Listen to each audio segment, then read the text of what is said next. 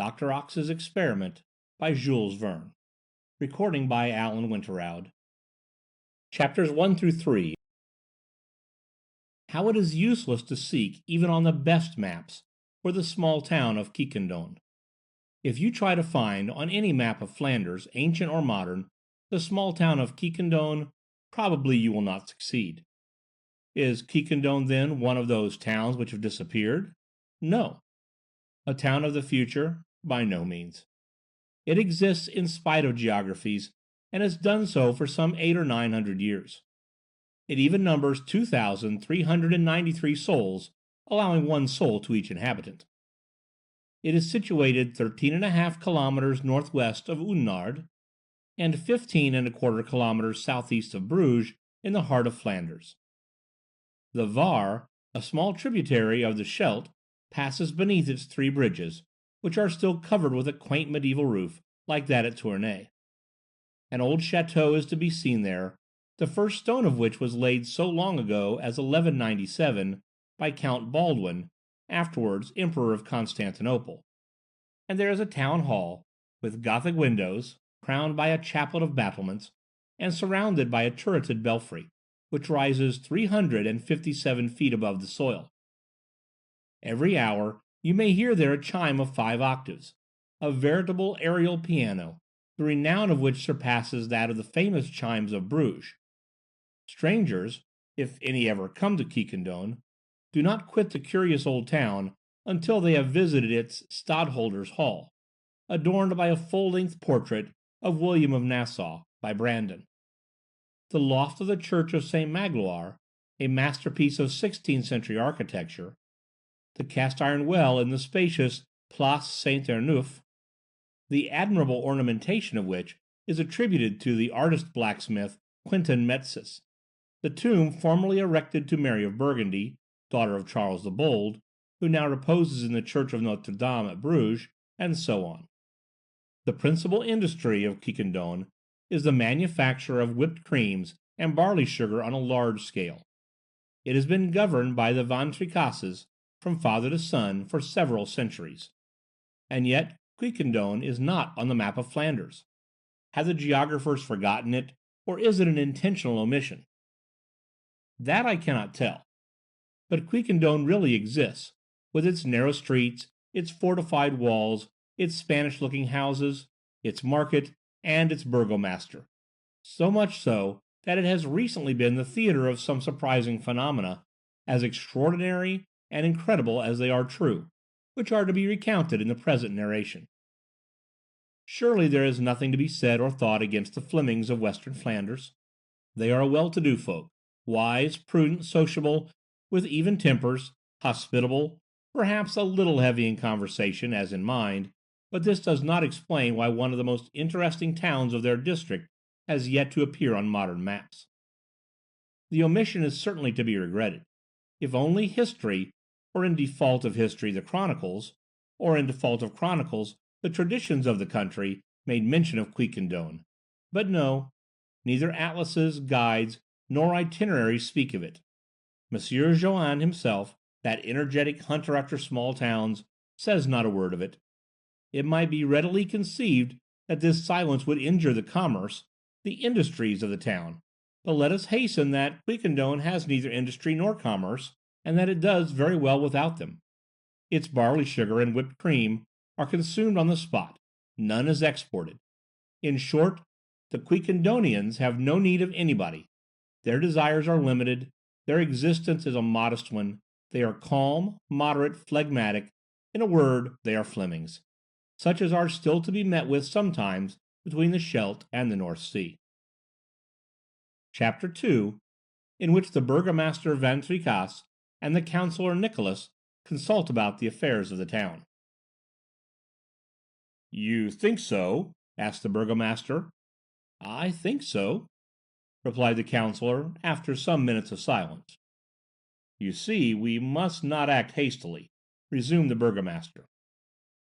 "We have been talking over this grave matter for 10 years," replied the councillor Nicholas, "and I confess to you, my worthy Van Tricasse, that I cannot yet take it upon myself to come to a decision." "I quite understand your hesitation," said the burgomaster, who did not speak until after a good quarter of an hour of reflection. "I quite understand it, and I fully share it. We shall do wisely to decide upon nothing without a more careful examination of the question." "It is certain," replied Nicholas, "that this post of civil commissary is useless in so peaceful a town as Quiquendone." "Our predecessor," said Van Tricasse gravely, "our predecessor never said, never would have dared to say, that anything is certain. Every affirmation is subject to awkward qualifications." The counsellor nodded his head slowly in token of assent. Then he remained silent for nearly half an hour. After this lapse of time, during which neither the counsellor nor the burgomaster moved so much as a finger, Nicholas asked Van Tricasse whether his predecessor, of some 20 years before, had not thought of suppressing this office of civil commissary, which each year cost the town of Quiquendone the sum of 1,375 francs and some centimes. "I believe he did," replied the burgomaster, carrying his hand with majestic deliberation to his ample brow. "But the worthy man died without having dared to make up his mind, either as to this or any other administrative gesture. He was a sage. Why should I not do as he did?" Counsellor Nicholas was incapable of originating any objection to the burgomaster's opinion.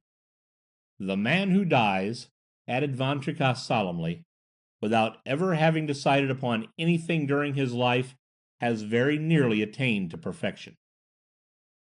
This said, the burgomaster pressed a bell with the end of his little finger, which gave forth a muffled sound, which seemed less a sound than a sigh. Presently some light steps glided softly across the tile floor. A mouse would not have made less noise running over a thick carpet. The door of the room opened, turning on its well-oiled hinges. A young girl with long blonde tresses made her appearance. It was Suzel Van Tricasse, the burgomaster's only daughter. She handed her father a pipe filled to the brim, and a small copper brazier, spoke not a word, and disappeared at once, making no more noise at her exit than at her entrance. The worthy burgomaster lighted his pipe, and was soon hidden in a cloud of bluish smoke, leaving Counsellor Nicholas plunged in the most absorbing thought. The room in which these two notable personages, charged with the government of Quiquendone, were talking, was a parlour richly adorned with carvings in dark wood. A lofty fireplace, in which an oak might have been burned or an ox roasted, occupied the whole of one of the sides of the room. Opposite to it was a trellised window, the painted glass of which toned down the brightness of the sunbeams. In an antique frame above the chimney-piece appeared the portrait of some worthy man, attributed to Memling, which no doubt represented an ancestor of the Van Tricasses, whose authentic genealogy dates back to the 14th century, the period when the Flemings and Guy de Dampierre were engaged in wars with the Emperor Rudolph of Habsburg. The parlour was the principal apartment of the burgomaster's house, which was one of the pleasantest in Quiquendone. Built in the Flemish style, with all the abruptness, quaintness, and picturesqueness of pointed architecture, it was considered one of the most curious monuments of the town. A Carthusian convent, or a deaf and dumb asylum, was not more silent than this mansion. Noise had no existence there. People did not walk, but glided about in it. They did not speak, they murmured. There was not, however, any lack of women in the house, which, in addition to the burgomaster Van Tricasse himself, sheltered his wife, Madame Brigitte Van Tricasse, his daughter, Suzel Van Tricasse, and his domestic, Lachki Janshu. We may also mention the burgomaster's sister, Aunt Hermance, an elderly maiden who still bore the nickname of Tantenmance, which her niece Suzel had given her when a child. But in spite of all these elements of discord and noise, the burgomaster's house was as calm as a desert. The burgomaster was some 50 years old, neither fat nor lean, neither short nor tall, neither rubicund nor pale, neither gay nor sad, neither contented nor discontented, neither energetic nor dull, neither proud nor humble, neither good nor bad, neither generous nor miserly, neither contagious nor cowardly, neither too much nor too little of anything, a man notably moderate in all respects, whose invariable slowness of motion, slight hanging lower jaw, prominent eyebrows, massive forehead, smooth as a copper plate and without a wrinkle, would at once have betrayed to a physiognomist that the Burgomaster van Tricasse was phlegm personified. Never, either from anger or passion, had any emotion whatever hastened the beating of this man's heart, or flushed his face. Never had his pupils contracted under the influence of any irritation, however ephemeral. He invariably wore good clothes, neither too large nor too small, which he never seemed to wear out. He was shod with large square shoes with triple soles and silver buckles, which lasted so long that his shoemaker was in despair. Upon his head he wore a large hat which dated from the period when Flanders was separated from Holland, so that this venerable masterpiece was at least 40 years old. But what would you have? It is the passions which wear out body as well as soul, the clothes as well as the body, and our worthy burgomaster, apathetic, indolent, indifferent, was passionate in nothing. He wore nothing out, not even himself, and he considered himself the very man to administer the affairs of Quiquendone and its tranquil population. The town, indeed, was not less calm than the Van Tricasse mansion. It was in this peaceful dwelling that the burgomaster reckoned on attaining the utmost limit of human existence, after having, however, seen the good Madame Brigitte Van Tricasse, his wife, precede him to the tomb, where surely she would not find a more profound repose than she had enjoyed on earth for 60 years. This demands explanation. The Van Tricasse family might well call itself the Jeannot family. This is why. Everyone knows that the knife of this typical personage is as celebrated as its proprietor, and not less incapable of wearing out, thanks to the double operation, incessantly repeated, of replacing the handle when it is worn out, and the blade when it becomes worthless. A precisely similar operation had been going on from time immemorial in the Van Tricasse family, to which nature had lent herself with more than usual complacency. From 1340 it had invariably happened that a Van Tricasse, when left a widower, had remarried a Van Tricasse younger than himself, who, becoming in turn a widow, had married again a Van Tricasse younger than herself, and so on, without a break in the continuity from generation to generation. Each died in his or her turn with mechanical regularity. Thus the worthy Madame Brigitte Van Tricasse had now her second husband, and unless she violated her every duty, would precede her spouse, he being 10 years younger than herself, to the other world, to make room for a new Madame Van Tricasse. Upon this the burgomaster calmly counted, that the family tradition might not be broken. Such was this mansion, peaceful and silent, of which the doors never creaked, the windows never rattled, the floors never groaned, the chimneys never roared, the weathercocks never grated, the furniture never squeaked, the locks never clanked, and the occupants never made more noise than their shadows. The god Harpocrates would certainly have chosen it for the temple of silence. Chapter 3, in which the commissary Passauf enters as noisily as unexpectedly. When the interesting conversation which has been narrated began, it was 3:15 in the afternoon. It was at 4:15 that Van Tricasse lighted his enormous pipe, which could hold a quart of tobacco, and it was at 35 minutes past 5 that he finished smoking it. All this time the two comrades did not exchange a single word. About 6 o'clock the counsellor, who had a habit of speaking in a very summary manner, resumed in these words: "So we decide—" "To decide nothing," replied the burgomaster. "I think, on the whole, that you are right, Van Tricasse." "I think so too, Nicholas. We will take steps with reference to the civil commissary when we have more light on the subject, later on. There is no need for a month yet." "Not even for a year," replied Nicholas, unfolding his pocket handkerchief and calmly applying it to his nose. There was another silence of nearly a quarter of an hour. Nothing disturbed this repeated pause in the conversation, not even the appearance of the house dog Linto, who, not less phlegmatic than his master, came to pay his respects in the parlor. Noble dog! A model for his race. Had he been made of pasteboard, with wheels on his paws, he would not have made less noise during his stay. Toward 8 o'clock, after Lotchkey had brought the antique lamp of polished glass, the burgomaster said to the councillor, "We have no other urgent matter to consider?" "No, Van Tricasse, none that I know of." "Have I not been told, though," asked the burgomaster, "that the tower of the Oudenarde gate is likely to tumble down?" "Ah," replied the councillor, "really, I should not be astonished if it fell on some passer-by any day." "Oh, before such a misfortune happens, I hope we shall have come to a decision on the subject of this tower." "I hope so, Van Tricasse." "There are more pressing matters to decide." "No doubt. The question of the leather market, for instance." "What! Is it still burning?" "Still burning, and has been for the last 3 weeks." "Have we not decided in council to let it burn?" "Yes, Van Tricasse, on your motion." "Was not that the surest and simplest way to deal with it?" "Without doubt." "Well, let us wait. Is that all?"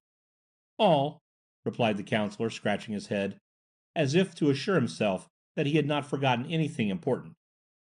"Ah!" exclaimed the burgomaster, "haven't you also heard something of an escape of water which threatens to inundate the low quarter of Saint Jacques?"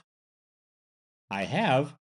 It is indeed unfortunate that this escape of water did not happen above the leather market. It would naturally have checked the fire, and would thus have saved us a good deal of discussion." "What can you expect, Nicholas? There is nothing so illogical as accidents. They are bound by no rules, and we cannot profit by one, as we might wish, to remedy another." It took Van Tricasse's companion some time to digest this fine observation. "Well, but," resumed the councillor Nicholas, after the lapse of some moments, "we have not spoken of our great affair." "What great affair? Have we, then, a great affair?" asked the burgomaster. "No doubt. About lighting the town." "Oh, yes. If my memory serves me, you are referring to the lighting plan of Dr. Ox." "Precisely." "It is going on, Nicholas," replied the burgomaster. "They are already laying the pipes, and the works are entirely completed." "Perhaps we have hurried a little in this matter," said the councillor, shaking his head. "Perhaps, but our excuse is, that Dr. Ox bears the whole expense of his experiment. It will not cost us a sou." "That, true enough, is our excuse. Moreover, we must advance with the age. If the experiment succeeds, Quiquendone will be the first town in Flanders to be lighted with the what is the gas called?" "Oxyhydric gas." "Well, oxyhydric gas, then." At this moment the door opened, and Lotchkey came in to tell the burgomaster that his supper was ready. Councillor Nicholas rose to take leave of Van Tricasse, whose appetite had been stimulated by so many affairs discussed and decisions taken, and it was agreed that the Council of Notables should be convened after a reasonably long delay, to determine whether a decision should be provisionally arrived at with reference to the really urgent matter of the Oudenarde gate. The two worthy administrators then directed their steps towards the street door, the one conducting the other. The councillor, having reached the last step, lighted a little lantern to guide him through the obscure streets of Quiquendone, which Dr. Ox had not yet lighted. It was a dark October night, and a light fog overshadowed the town. Nicholas's preparations for departure consumed at least a quarter of an hour, for having lighted his lantern, he had to put on his big cowskin socks and his sheepskin gloves. Then he put up the furred collar of his overcoat, turned the brim of his felt hat down over his eyes, grasped his heavy crow-beaked umbrella, and got ready to start. When Lotchkey, however, who was lighting her master, was about to draw the bars of the door, an unexpected noise arose outside. Yes, Strange as the thing seems, a noise, a real noise, such as the town had certainly not heard since the taking of the dungeon by the Spaniards in 1513, terrible noise, awoke the long dormant echoes of the venerable Van Tricasse mansion. Some one knocked heavily upon this door, hitherto virgin to brutal touch. Redoubled knocks were given with some blunt implement, probably a knotty stick, wielded by a vigorous arm. With the strokes were mingled cries and calls. These words were distinctly heard. "Monsieur Van Tricasse! Monsieur the burgomaster! Open! Open quickly!" The burgomaster and the counsellor, absolutely astonished, looked at each other speechless. This passed their comprehension. If the old culverin of the chateau, which had not been used since 1385, had been let off in the parlour, the dwellers in the Van Tricasse mansion would not have been more dumbfounded. Meanwhile the blows and cries were redoubled. Lotchkey, recovering her coolness, had plucked up courage to speak. "Who is there?" "It is I. "Who are you?" "The commissary Passauf." The commissary Passauf, the very man whose office it had been contemplated to suppress for 10 years. What had happened then? Could the Burgundians have invaded Quiquendone as they did in the 14th century? No event of less importance could have so moved commissary Passauf, who in no degree yielded the palm to the burgomaster himself for calmness and phlegm. On a sign from Van Tricasse, for the worthy man would not have articulated a syllable, the bar was pushed back and the door opened. Commissary Passauf flung himself into the antechamber. One would have thought there was a hurricane. "What's the matter, monsieur the commissary?" asked Lotchkey, a brave woman who did not lose her head under the most trying circumstances. "What's the matter?" replied Passauf, whose big round eyes expressed a genuine agitation. "The matter is that I have just come from Dr. Ox's, who has been holding a reception, and that there—" "There?" "There I have witnessed such an altercation as— Monsieur the burgomaster, they have been talking politics." "Politics?" repeated Van Tricasse, running his fingers through his wig. "Politics," resumed commissary Passauf, "which has not been done for perhaps 100 years at Quiquendone. Then the discussion got warm, and the advocate André Schut and the doctor Dominique Custos became so violent that it may be they will call each other out."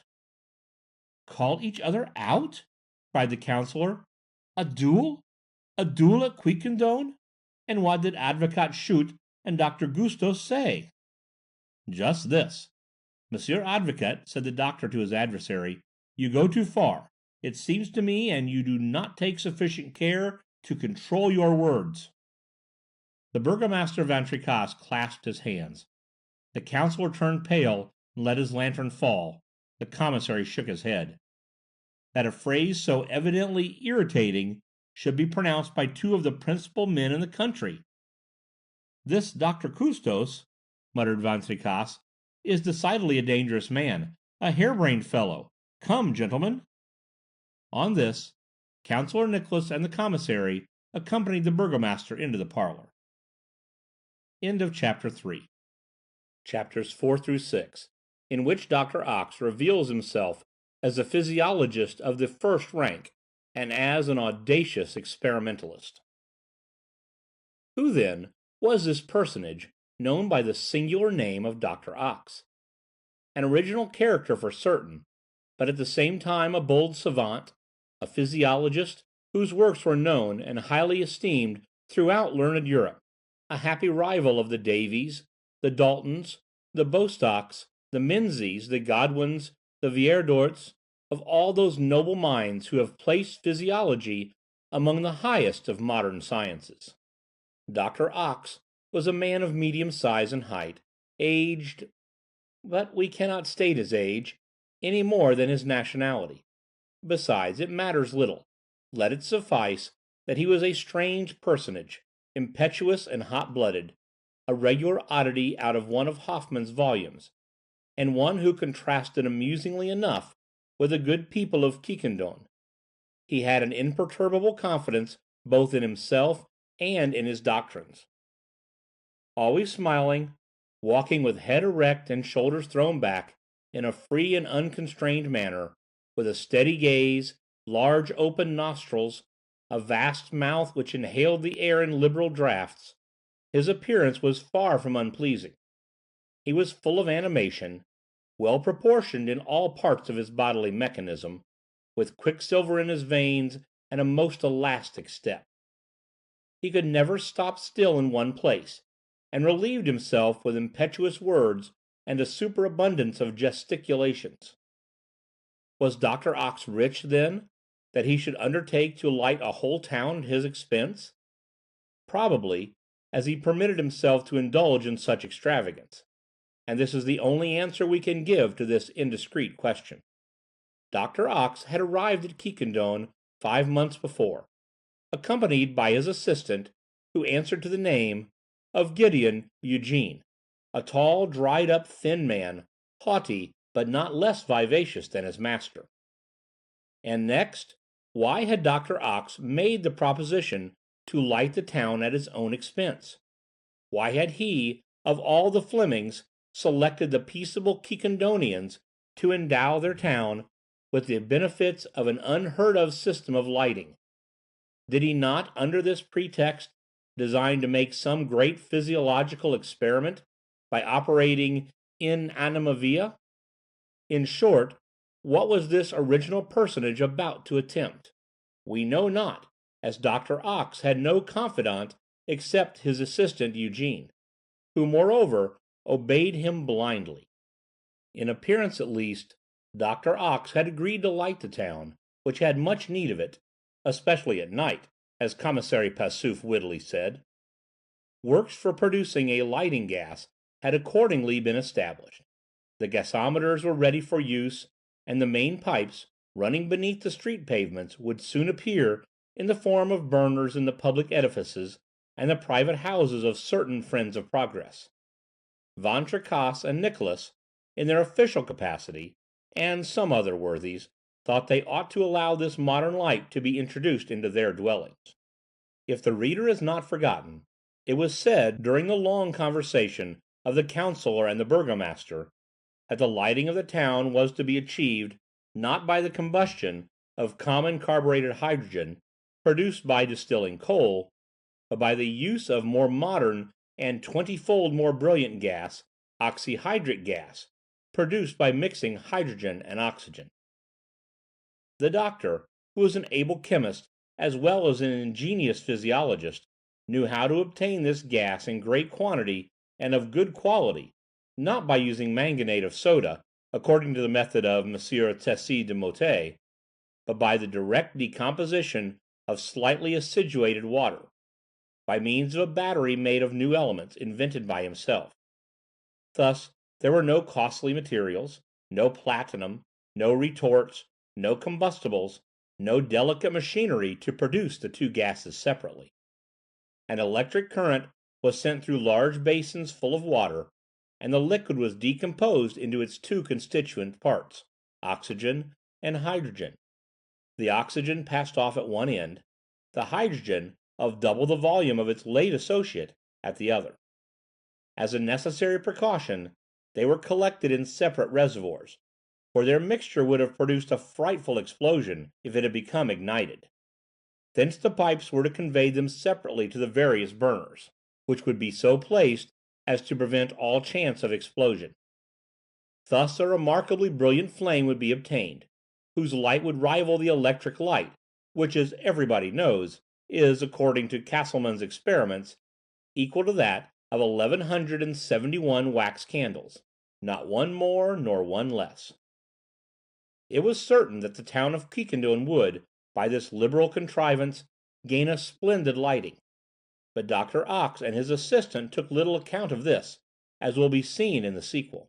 The day after that on which Commissary Passeuf had made his noisy entrance into the burgomaster's parlor, Gideon Eugene and Dr. Ox were talking in the laboratory which both occupied in common, on the ground floor of the principal building of the gas-works. "Well, Eugene, well!" cried the doctor, rubbing his hands. "You saw at my reception yesterday the cold-bloodedness of these worthy Quiquendonians. For animation, they are midway between sponges and coral. You saw them disputing and irritating each other by voice and gesture. They are already metamorphosed, morally and physically. And this is only the beginning. Wait till we treat them to a big dose." "Indeed, master," replied Eugene, scratching his sharp nose with the end of his forefinger. "The experiment begins well, and if I had not prudently closed the supply tap, I know not what would have happened." "You heard Schut the advocate, and Custos the doctor?" resumed Dr. Ox. "The phrase was by no means ill-natured in itself, but in the mouth of a Quiquendonian it is worth all the insults which the Homeric heroes hurled at each other before drawing their swords. Ah, these Flemings! You'll see what we shall do some day." "We shall make them ungrateful," replied Eugene, in the tone of a man who esteems the human race at its just worth. "Bah!" said the doctor. "What matters it whether they think well or ill of us, so long as our experiment succeeds?" "Besides," returned the assistant, smiling with a malicious expression, "is it not to be feared that in producing such an excitement in their respiratory organs we shall somewhat injure the lungs of these good people of Quiquendone?" "So much the worse for them. It is in the interests of science. What would you say if the dogs or frogs refused to lend themselves to the experiments of vivisection?" It is probable that if the frogs and dogs were consulted, they would offer some objection, but Dr. Ox imagined that he had stated an unanswerable argument, for he heaved a great sigh of satisfaction. "After all, master, you are right," replied Eugene, as if quite convinced. "We could not have hit upon better subjects than these people of Quiquendone for our experiment." "We could not," said the doctor, slowly articulating each word. "Have you felt the pulse of any of them?" "Some hundreds." "What is the average pulsation you found?" "Not 50 per minute. See, this is a town where there has not been the shadow of a discussion for a century, where the carmen don't swear, where the coachmen don't insult each other, where horses don't run away, where the dogs don't bite, where the cats don't scratch. A town where the police court has nothing to do from one year's end to another. A town where people do not grow enthusiastic about anything, either about art or business. A town where the gendarmes are a sort of myth, and in which an indictment has not been drawn up for 100 years. A town, in short, where for 3 centuries nobody has struck a blow with his fist, or so much as exchanged a slap in the face. You see, Eugene, that this cannot last, and that we must change it all." "Perfectly, perfectly!" cried the enthusiastic assistant. "And have you analyzed the air of this town, master?" "I have not failed to do so. 79 parts of azote and 21 of oxygen, carbonic acid and steam in a variable quantity. These are the ordinary proportions." "Good, doctor, good!" replied Eugene. "The experiment will be made on a large scale, and will be decisive." "And if it is decisive," added Dr. Ox triumphantly, "we shall reform the world." Chapter 5, in which the burgomaster and the councillor pay a visit to Dr. Ox, and what follows. The councillor Nicholas and the burgomaster Van Tricasse at last knew what it was to have an agitated night. The grave event which had taken place at Dr. Ox's house actually kept them awake. What consequences was this affair destined to bring about? They could not imagine. Would it be necessary for them to come to a decision? Would the municipal authority, whom they represented, be compelled to interfere? Would they be obliged to order arrests to be made, that so great a scandal should not be repeated? All these doubts could not but trouble these soft natures, and on that evening before separating, the two notables had decided to see each other the next day. On the next morning, then, before dinner, the burgomaster Van Tricasse proceeded in person to the councillor Nicholas's house. He found his friend more calm. He himself had recovered his equanimity. "Nothing new?" asked Van Tricasse. "Nothing new since yesterday," replied Nicholas. "And the doctor, Dominique Custos?" I have not heard anything, either of him or of the advocate, André Schut." After an hour's conversation, which consisted of 3 remarks which it is needless to repeat, the councillor and the burgomaster had resolved to pay a visit to Dr. Ox, so as to draw from him, without seeming to do so, some details of the affair. Contrary to all their habits, after coming to this decision, the 2 notables set about putting it into execution forthwith. They left the house and directed their steps towards Dr. Ox's laboratory, which was situated outside the town, near the Oudenarde gate, the gate whose tower threatened to fall in ruins.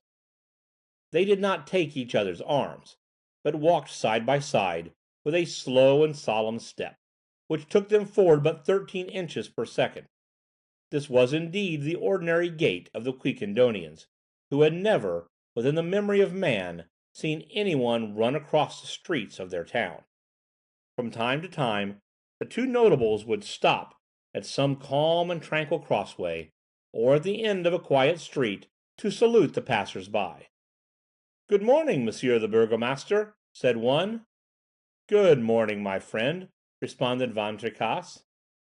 "Anything new, Monsieur the Counsellor?" asked another. "Nothing new," answered Nicholas. But by certain agitated motions and questioning looks it was evident that the altercation of the evening before was known throughout the town.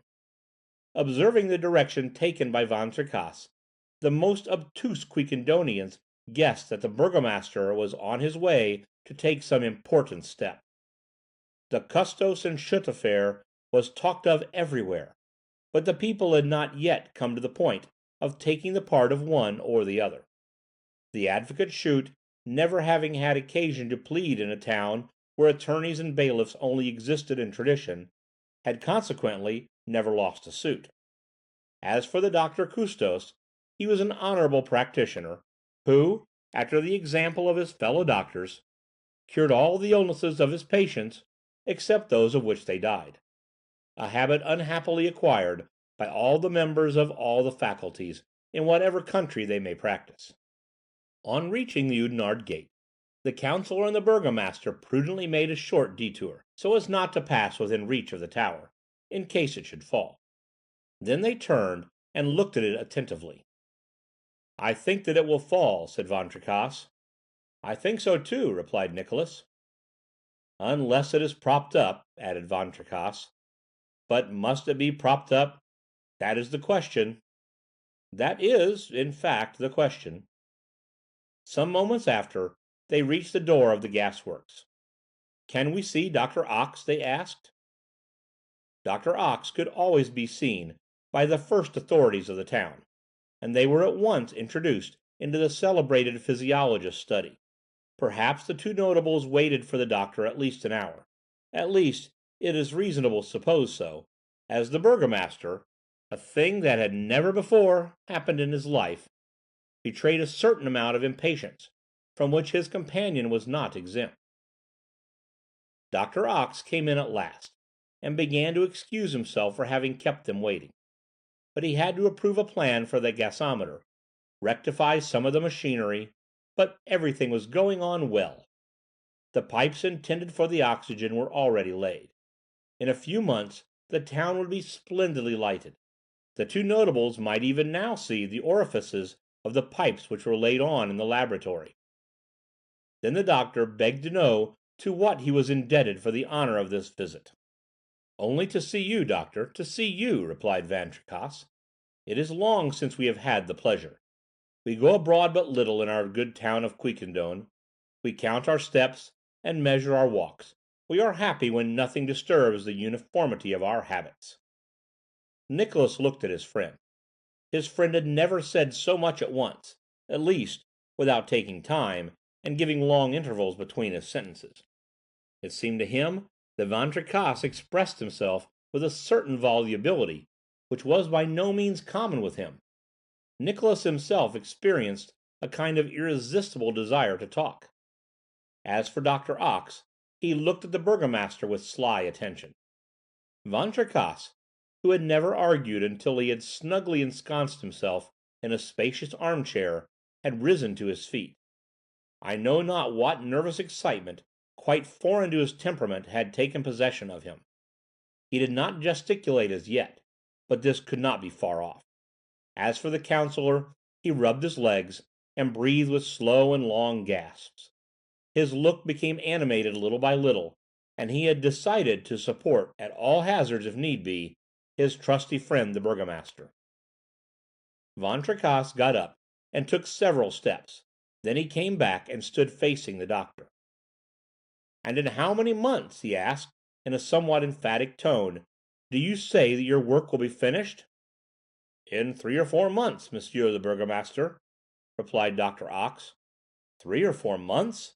It's a very long time," said Van Tricasse. "Altogether too long," added Nicholas, who, not being able to keep his seat, rose also. "This lapse of time is necessary to complete our work," returned Doctor Ox. "The workmen whom we have had to choose in Quiquendone are not very expeditious." "How not expeditious?" cried the burgomaster, who seemed to take the remark as personally offensive. "No, Monsieur Van Tricasse," replied Doctor Ox obstinately. "A French workman would do in a day what it takes 10 of your workmen to do. You know, they are regular Flemings." "Flemings!" cried the counsellor, whose fingers closed together. "In what sense, sir, do you use that word?"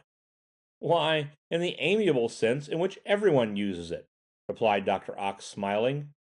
"Ah, but, doctor," said the burgomaster, pacing up and down the room, "I don't like these insinuations. The workmen of Quiquendone are as efficient as those of any other town in the world, you must know. And we shall go neither to Paris nor London for our models. As for your project, I beg you to hasten its execution. Our streets have been unpaved for the putting down of your conduit pipes, and it is an hindrance to traffic. Our trade will begin to suffer, and I, being the responsible authority, do not propose to incur reproaches will be but too just." Worthy burgomaster! He spoke of trade, of traffic, and the wonder was that those words, to which he was quite unaccustomed, did not scorch his lips. What could be passing in his mind? "Besides," added Nicholas, "the town cannot be deprived of light much longer." "But," urged Doctor Ox, "a town which has been unlighted for 800 or 900 years—" "All the more necessary it is," replied the burgomaster, emphasizing his words. "Times alter, manners alter, the world advances, and we do not wish to remain behind. We desire our streets to be lighted within a month, or you must pay a large indemnity for each day of delay. And what would happen if amid the darkness some affray should take place?" "No doubt," cried Nicholas, "it requires but a spark to inflame a Fleming. Fleming! Flame!" "Apropos of this," said the burgomaster, interrupting his friend, "Commissary Parsuf, our chief of police, reports to us that a discussion took place in your drawing-room last evening, Doctor Ox. Was he wrong in declaring that it was a political discussion?" "By no means, Monsieur the burgomaster," replied Doctor Ox, who with difficulty repressed a sigh of satisfaction. "So an altercation did take place between Dominique Custos and André Schut?" "Yes, counsellor, but the words which passed were not of grave import." "Not of grave import!" cried the burgomaster. "Not of grave import, when one man tells another that he does not measure the effect of his words! But of what stuff are you made of, monsieur? Do you not know that in Quiquendone nothing more is needed to bring about extremely disastrous results? But, monsieur, if you or anyone else presumes to speak thus to me, or to me," added Nicholas. As they pronounced these words with a menacing air, the two notables, with arms folded and bristling air, confronted Doctor Ox, ready to do him some violence if by gesture or even the expression of his eye he manifested any intention of contradicting them. But the doctor did not budge. "At all events, monsieur," resumed the burgomaster, "I propose to hold you responsible for what passes in your house. I am bound to ensure the tranquillity of this town, and I do not wish it to be disturbed. The events of last evening must not be repeated, or I shall do my duty, sir. Do you hear? Then reply, sir." The burgomaster, as he spoke, under the influence of extraordinary excitement, elevated his voice to the pitch of anger. He was furious, the worthy Van Tricasse, and might certainly be heard outside. At last, beside himself, and seeing that Dr. Ox did not reply to his challenge, "Come, Nicholas," said he, and slamming the door with a violence which shook the house, the burgomaster drew his friend after him. Little by little, when they had taken 20 steps on the road, the worthy notables grew more calm. Their pace slackened, their gait became less feverish. The flush on their faces faded away. From being crimson they became rosy. A quarter of an hour after quitting the gas-works, Van Tricasse said softly to Nicholas, "An amiable man, Dr. Ox. It is always a pleasure to see him." Chapter 6, in which Franz Nicholas and Suzel Van Tricasse formed certain projects for the future. Our readers know that the burgomaster had a daughter Suzel, but shrewd as they may be, they cannot have divined that the councillor Nicholas had a son, Franz.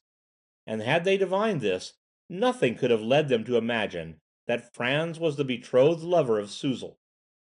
We will add that these young people were made for each other, and that they loved each other as folks did love at Quiquendone. It must not be thought that young hearts did not beat in this exceptional place, only they beat with a certain deliberation. There were marriages there, as in every other town in the world, but they took time about it.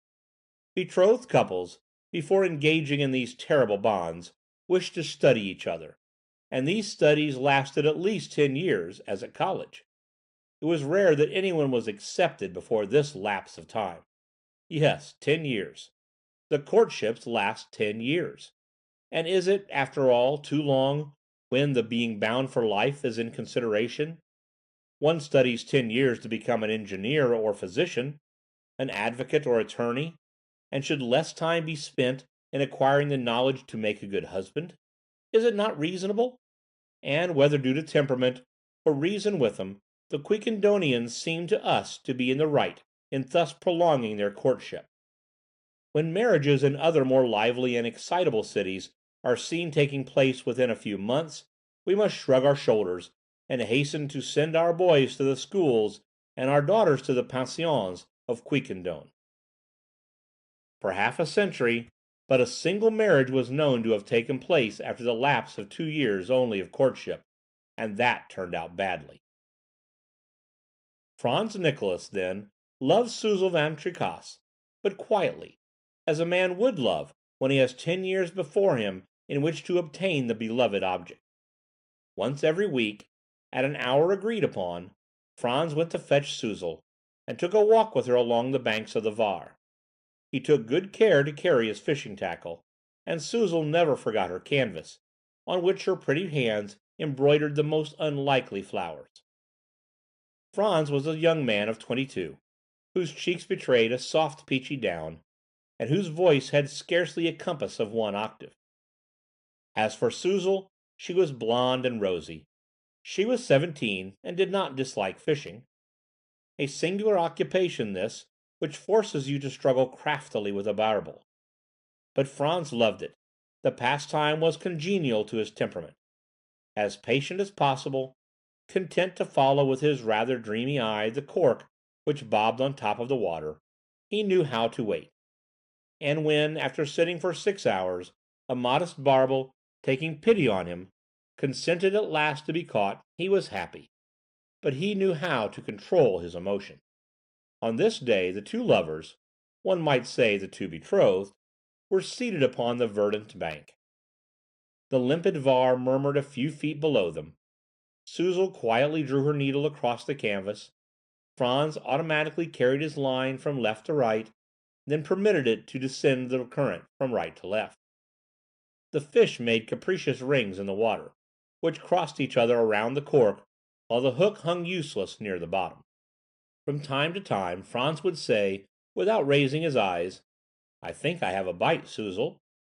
"Do you think so, Franz?" replied Suzel, who, abandoning her work for an instant, followed her lover's line with earnest eye. "No," returned Franz. "I thought I felt a little twitch. I was mistaken." "You will have a bite, Franz," replied Suzel in her pure, soft voice. "But do not forget to strike at the right moment. You are always a few seconds too late, and the barbel takes advantage to escape. Would you like to take my line, Suzel?" "Willingly, Franz." "Then give me your canvas. We shall see whether I am more adroit with the needle than with the hook." And the young girl took the line with trembling hand, while her swain plied the needle across the stitches of the embroidery. For hours together they thus exchanged soft words, and their hearts palpitated when the cork bobbed on the water.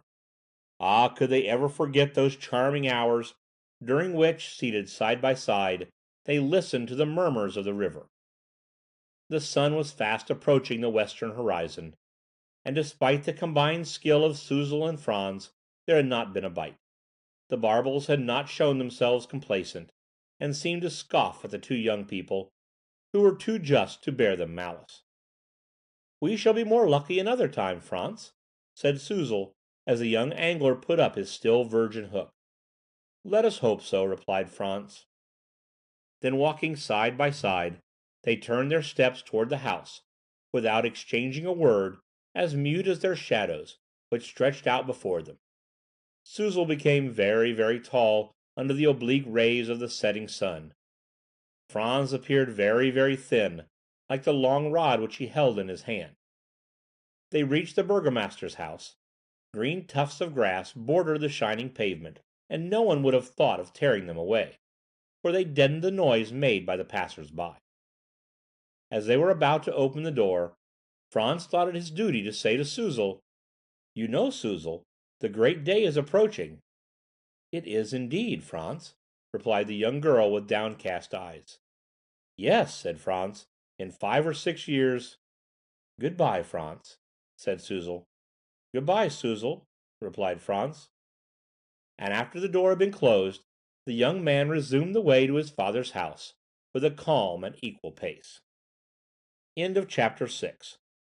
Chapters 7 and 8, in which the Andantes become Allegros, and the Allegros vivaces. The agitation caused by the Schut and Custos affair had subsided. The affair led to no serious consequences. It appeared likely that Quiquendone would return to its habitual apathy, which the unexpected event had for a moment disturbed. Meanwhile the laying of the pipes destined to conduct the oxyhydric gas into the principal edifices of the town was proceeding rapidly.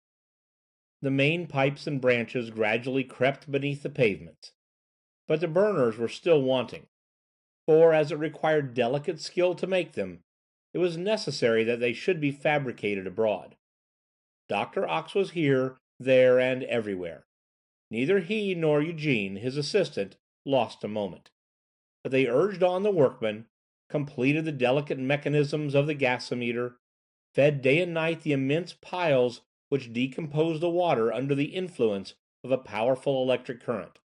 Yes, the doctor was already making his gas, though the pipe-laying was not yet done. A fact which, between ourselves, might have seemed a little singular. But before long, at least there was a reason to hope so, before long Dr. Ox would inaugurate the splendors of his invention in the theatre of the town. For Quiquendone possessed a theatre, a really fine edifice in truth, the interior and exterior arrangement of which combined every style of architecture. It was at once Byzantine, Roman, Gothic, Renaissance, with semicircular doors, pointed windows, flamboyant rose windows, fantastic bell turrets, in a word, a specimen of all sorts, half a Parthenon, half a Parisian Grand Café. Nor was this surprising, the theatre having been commissioned under the burgomaster Ludwig von Tricasse in 1175, and only finished in 1837 under the burgomaster Natalis von Tricasse. It had required 700 years to build it, and it had been successively adapted to the architectural style in vogue in each period. But for all that, it was an imposing structure, the Roman pillars and Byzantine arches of which would appear to advantage lit up by the oxyhydric gas. Pretty well everything was acted at the theatre of Quiquendone, but the opera and the opera comique were especially patronized. It must, however, be added that the composers would never have recognized their own works, so entirely changed were the movements of the music. In short, as nothing was done in a hurry in Quiquendone, the dramatic pieces had to be performed in harmony with the peculiar temperament of the Quiquendonians.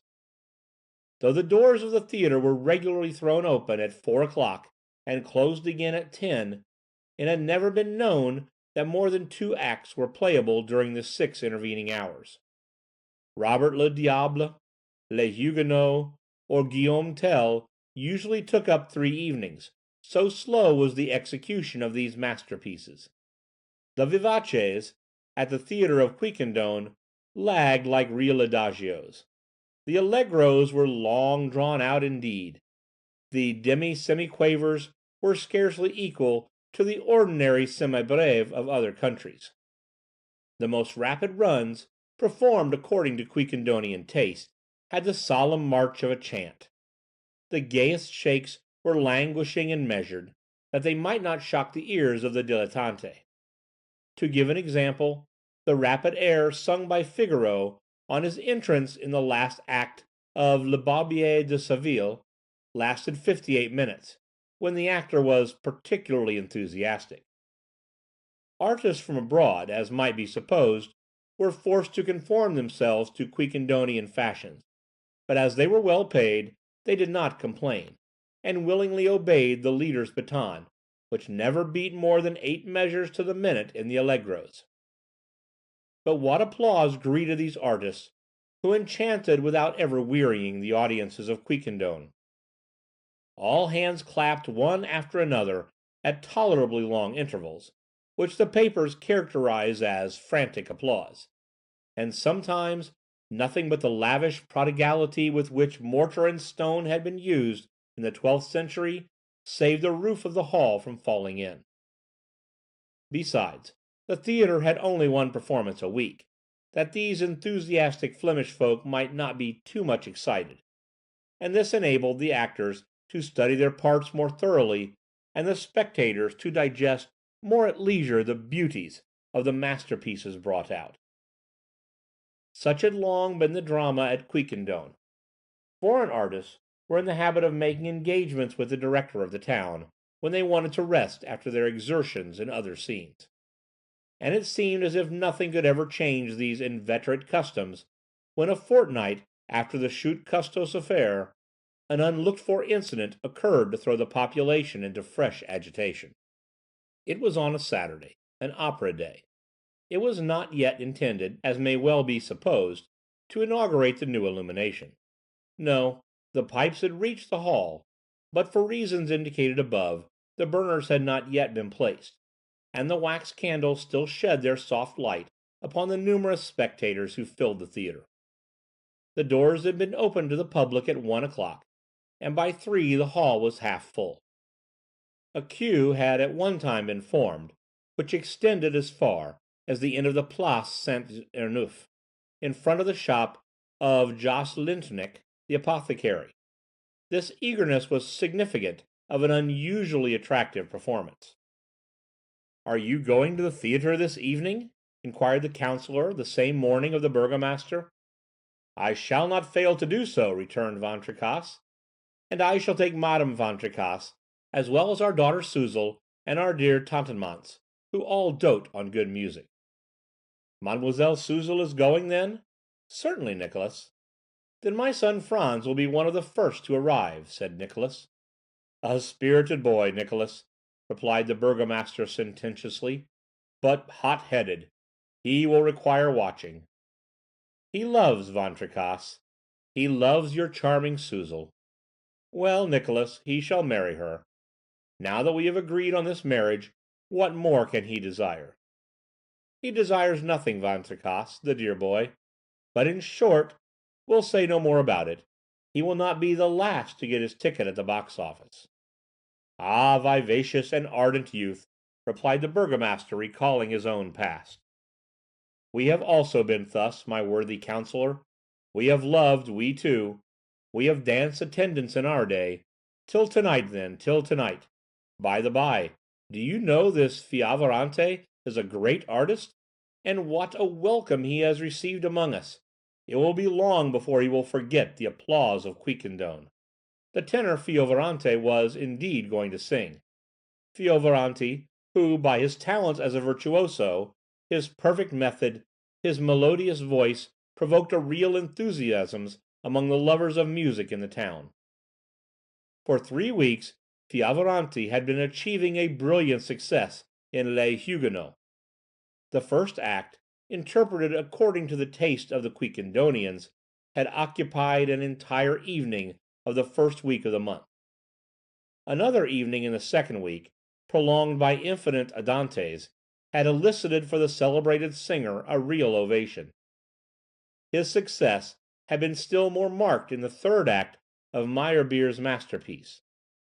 But now Fiovaranti was to appear in the fourth act, which was to be performed on this evening before an impatient public. Ah, the duel between Raoul and Valentine, that pathetic love song for two voices, that strain so full of crescendos, stringendos, and più crescendos, all this, sung slowly, compendiously, interminably. Ah, how delightful! At 4 o'clock the hall was full. The boxes, the orchestra, the pit were overflowing. In the front stalls sat the Burgomaster Van Tricasse, Mademoiselle Van Tricasse, Madame Van Tricasse, and the amiable Tatanemance in a green bonnet. Not far off were the Councillor Nicholas and his family, not forgetting the amorous Franz. The families of Custos the doctor, of Schut the advocate, of Honore Syntax the chief judge, of Norbe Santman the insurance director, of the banker Collart, gone mad on German music, and himself somewhat of an amateur, and the teacher Rupp, and the master of the academy, Jerome Resch, and the civil commissary, and so many other notabilities of the town that they could not be enumerated here without wearying the reader's patience, were visible in different parts of the hall. It was customary for the Quiquendonians, while awaiting the rise of the curtain, to sit silent, some reading the paper, others whispering low to each other, some making their way to their seats slowly and noiselessly, others casting timid looks toward the bewitching beauties in the galleries. But on this evening a looker-on might have observed that, even before the curtain rose, there was unusual animation among the audience. People were restless who were never known to be restless before. The ladies' fans fluttered with abnormal rapidity. All appeared to be inhaling air of exceptional stimulating power. Everyone breathed more freely.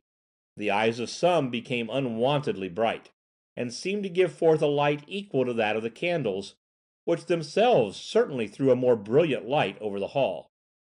It was evident that people saw more clearly, though the number of candles had not been increased. Ah, if Dr. Ox's experiment were being tried! But it was not being tried as yet. The musicians of the orchestra at last took their places. The first violin had gone to the stand to give a modest la to his colleagues.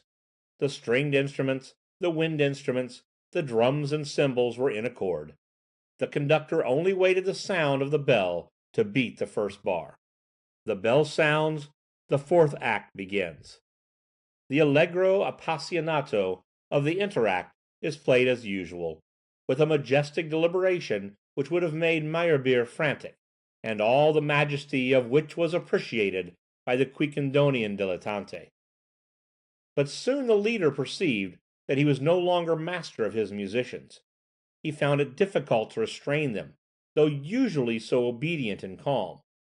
The wind instruments betrayed a tendency to hasten the movements, and it was necessary to hold them back with a firm hand, or they would otherwise outstrip the stringed instruments, which, from a musical point of view, would have been disastrous. The bassoon himself, the son of Jos Lintrick, the apothecary, a well-bred young man, seemed to lose his self-control. Meanwhile Valentine had begun her recitative, "I am alone," etc., but she hurries it. The leader and all his musicians, perhaps unconsciously, follow her in the cantabile, which should be taken deliberately, like a 12/8 as it is.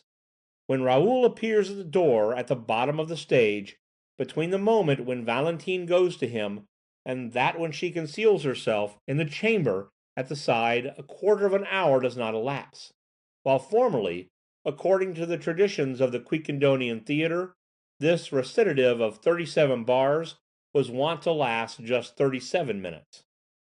Saint-Bris, Nevers, Cavan, and the Catholic nobles have appeared, somewhat prematurely perhaps, upon the scene. The composer has marked allegro pomposo on the score. The orchestra and the lords proceed allegro indeed, but not at all pomposo.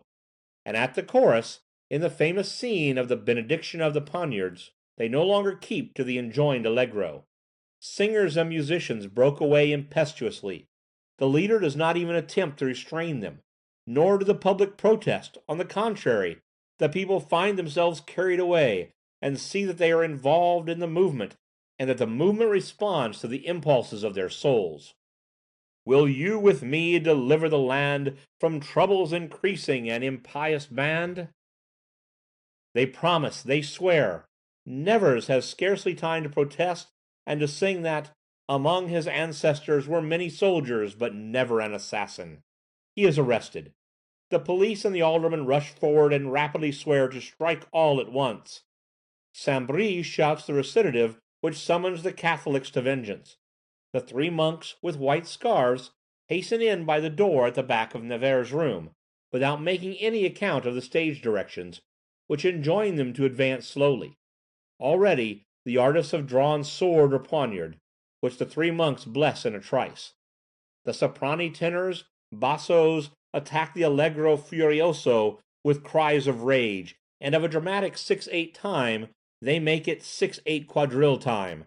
Then they rush out, bellowing, "At midnight, noiselessly, God wills it, yes, at midnight."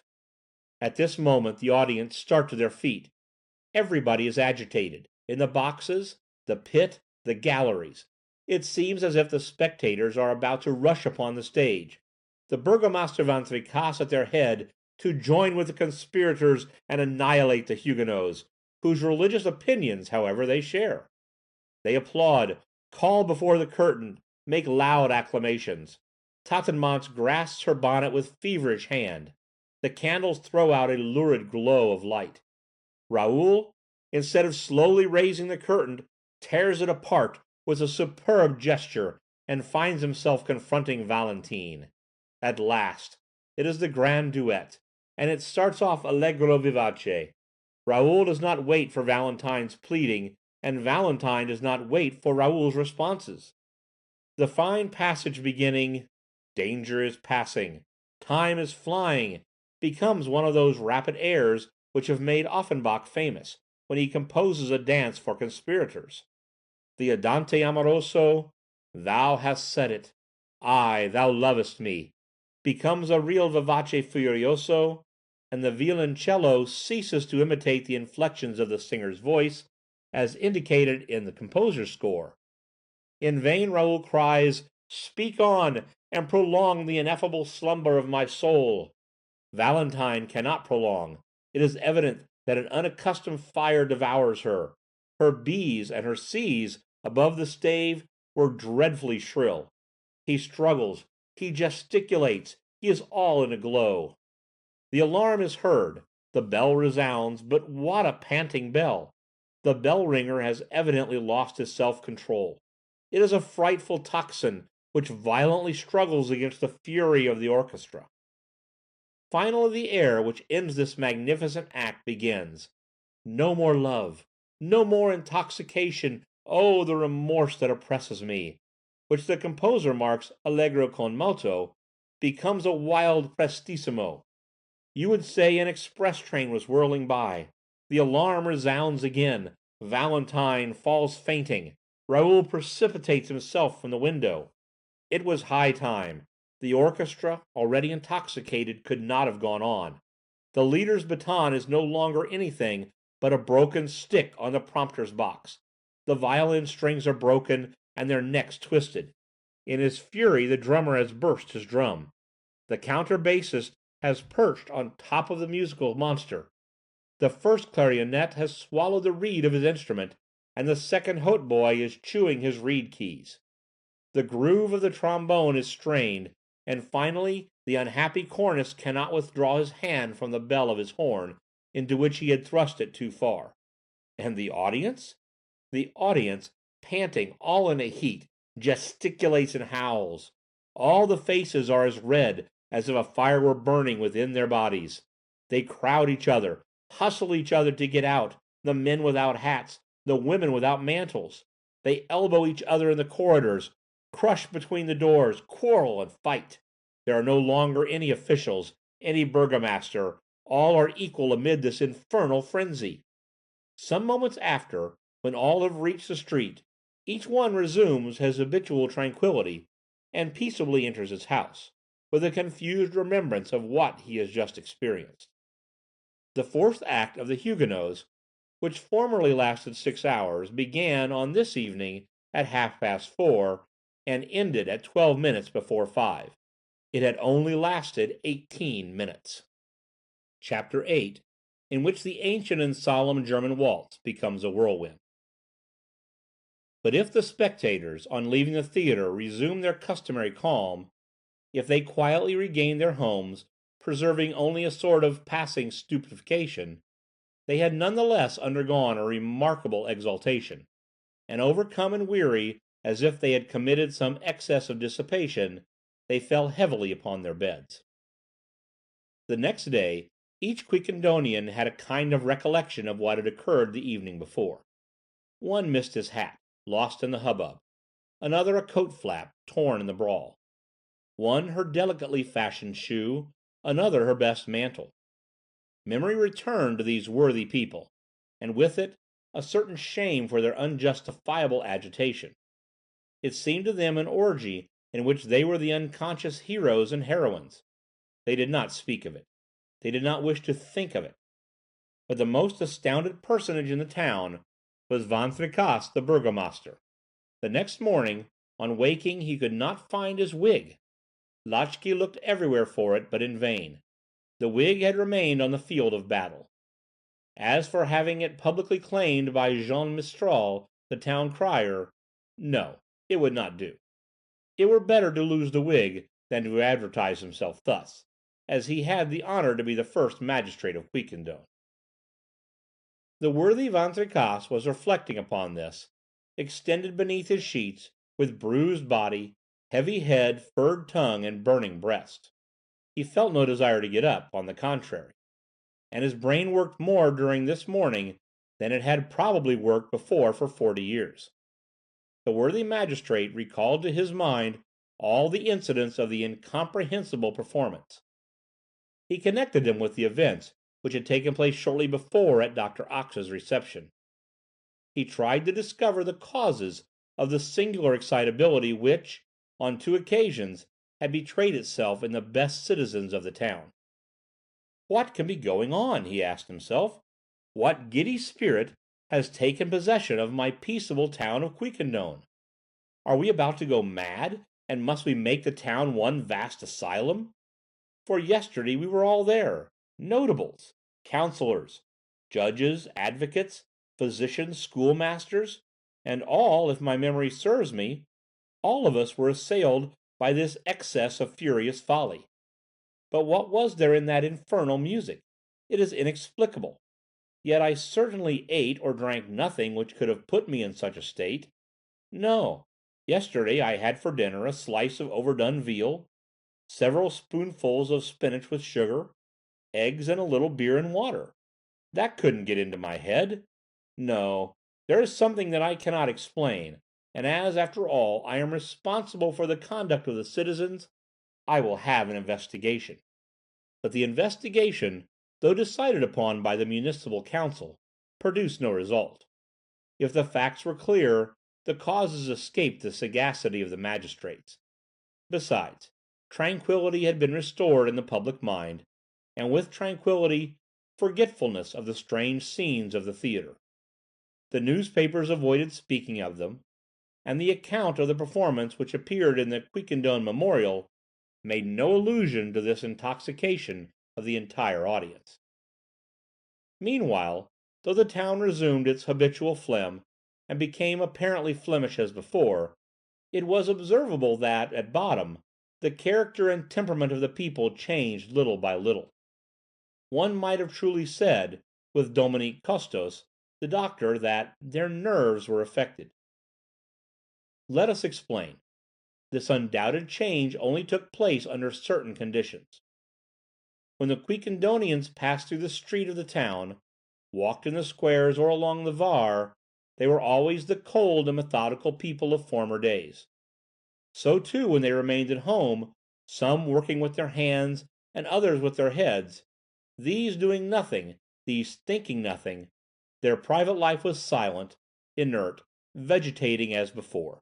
No quarrels, no household squabbles, no acceleration in the beating of the heart, no excitement of the brain. The mean of their pulsations remained as it was of old, from 50 to 52 per minute. But strange and inexplicable phenomenon though it was, which would have defied the sagacity of the most ingenious physiologists of the day, if the inhabitants of Quiquendone did not change in their home life, they were visibly changed in their civil life, and in their relations between man and man to which it leads. If they met together in some public edifice, it did not "work well," as Commissary Passauf expressed it. On 'Change, at the town hall, in the amphitheatre of the academy, at the sessions of the council, as well as at the reunions of the savants, a strange excitement seized the assembled citizens. Their relations with each other became embarrassing before they had been together an hour. In 2 hours the discussion degenerated into an angry dispute. Heads became heated, and personalities were used. Even at church during the sermon, the faithful could not listen to Von Stabel the minister in patience, and he threw himself about in the pulpit and lectured his flock with far more than his usual severity. At last this state of things brought about altercations more grave, alas, than the one between Gustos and Schutt, and if they did not require the interference of the authorities, it was because the antagonists, after returning home, found there, with its calm, forgetfulness of the offences offered and received. This peculiarity could not be observed by these minds, which were absolutely incapable of recognizing what was passing in them.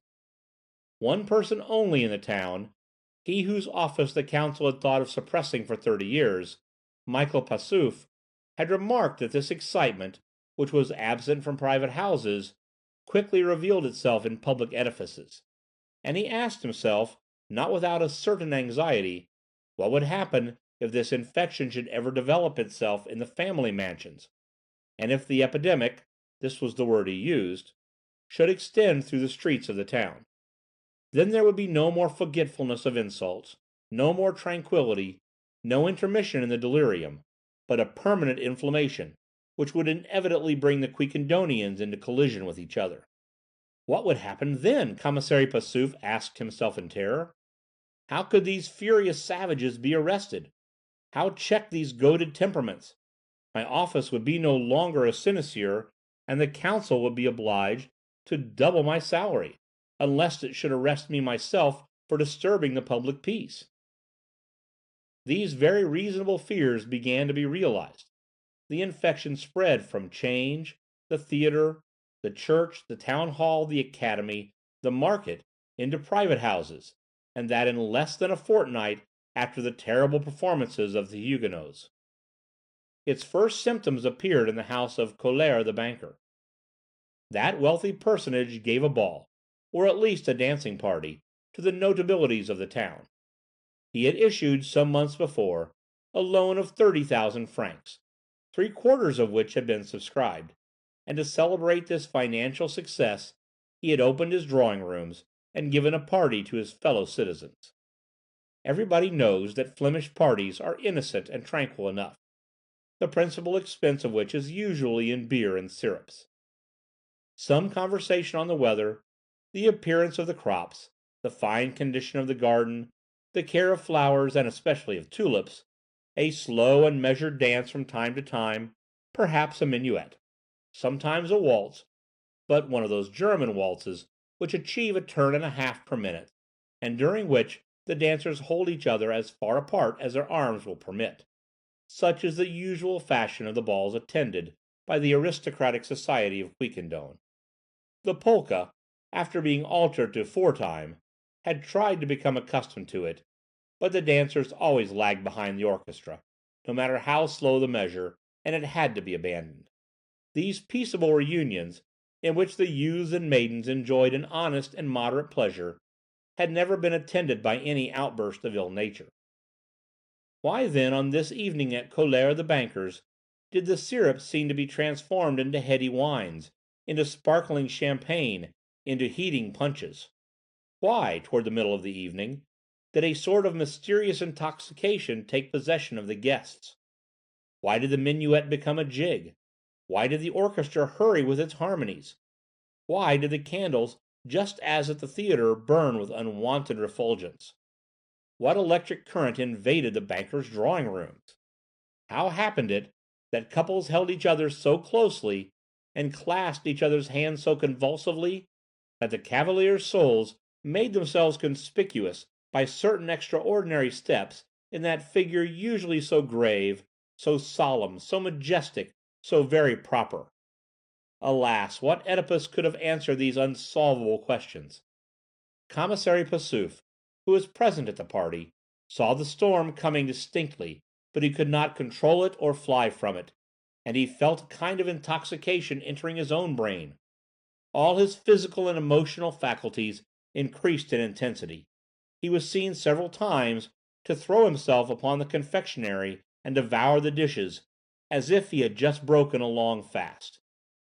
The animation of the ball was increasing all this while. A long murmur like a dull buzzing escaped from all breasts. They danced, really danced. The feet were agitated by increasing frenzy. The faces became as purple as those of Silenus. The eyes shone like carbuncles. The general fermentation rose to the highest pitch. And when the orchestra thundered out the waltz in Der Freischütz, when this waltz, so German, and with a movement so slow, was attacked with wild arms by the musicians, it was no longer a waltz, but an insensate whirlwind, a giddy rotation, a gyration worthy of being led by some Mephistopheles, beating the measure with a firebrand.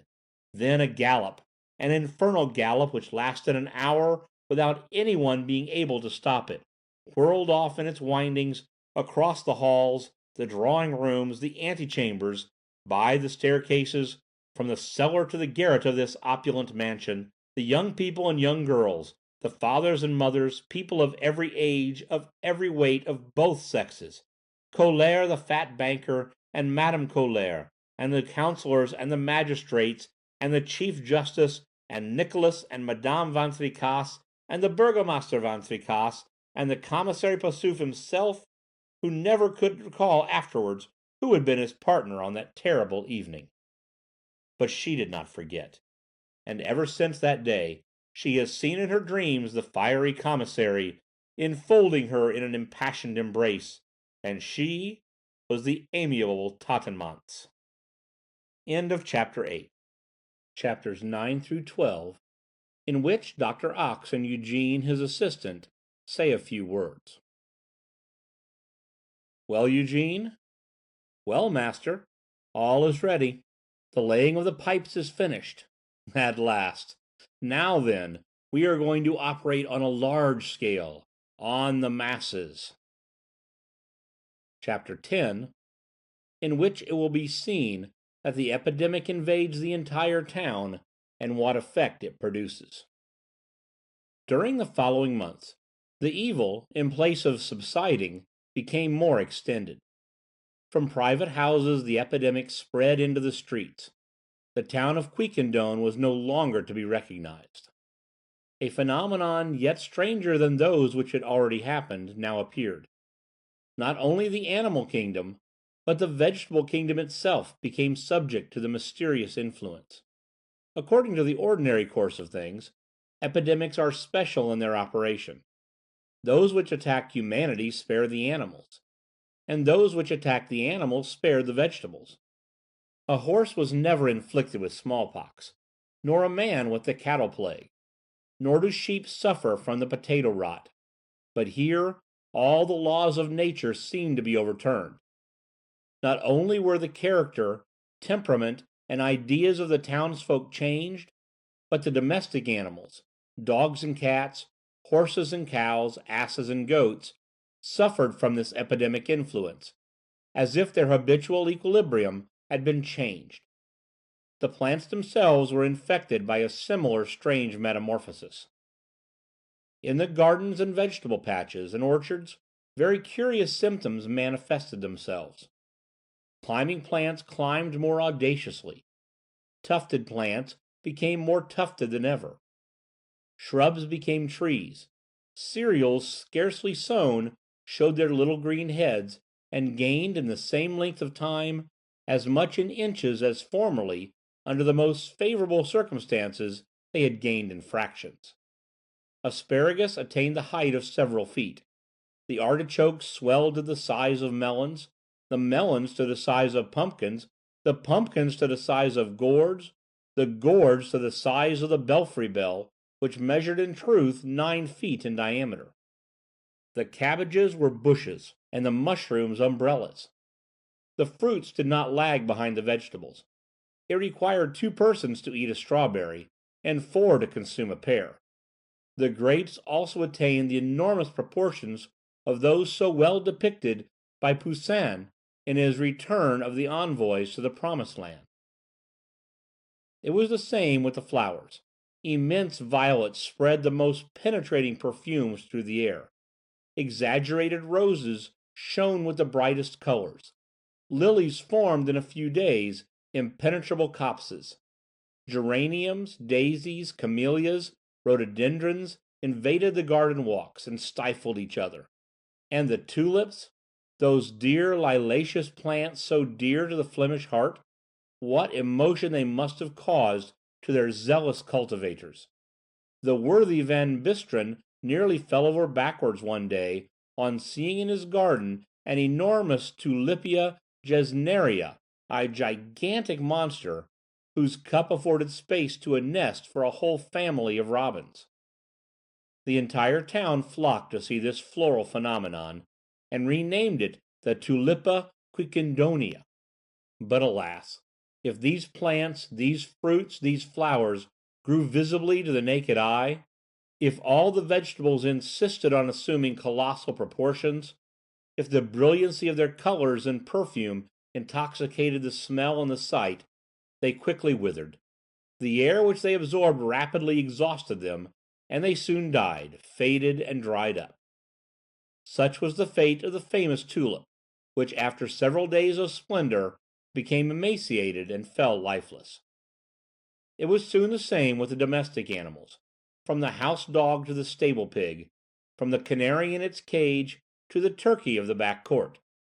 It must be said that in ordinary times these animals were not less phlegmatic than their masters. The dogs and cats vegetated rather than lived. They never betrayed a wag of pleasure nor a snarl of wrath. Their tails moved no more than if they had been made of bronze. Such a thing as a bite or scratch from any of them had not been known from time immemorial. As for mad dogs, they were looked upon as imaginary beasts, like the griffins and the rest of the menagerie of the Apocalypse. But what a change had taken place in a few months, the smallest incidents of which we are trying to reproduce.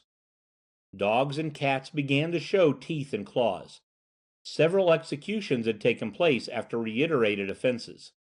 A horse was seen for the first time to take his bit in his teeth and rush through the streets of Quiquendone. An ox was observed to precipitate itself with lowered horns upon one of his herd.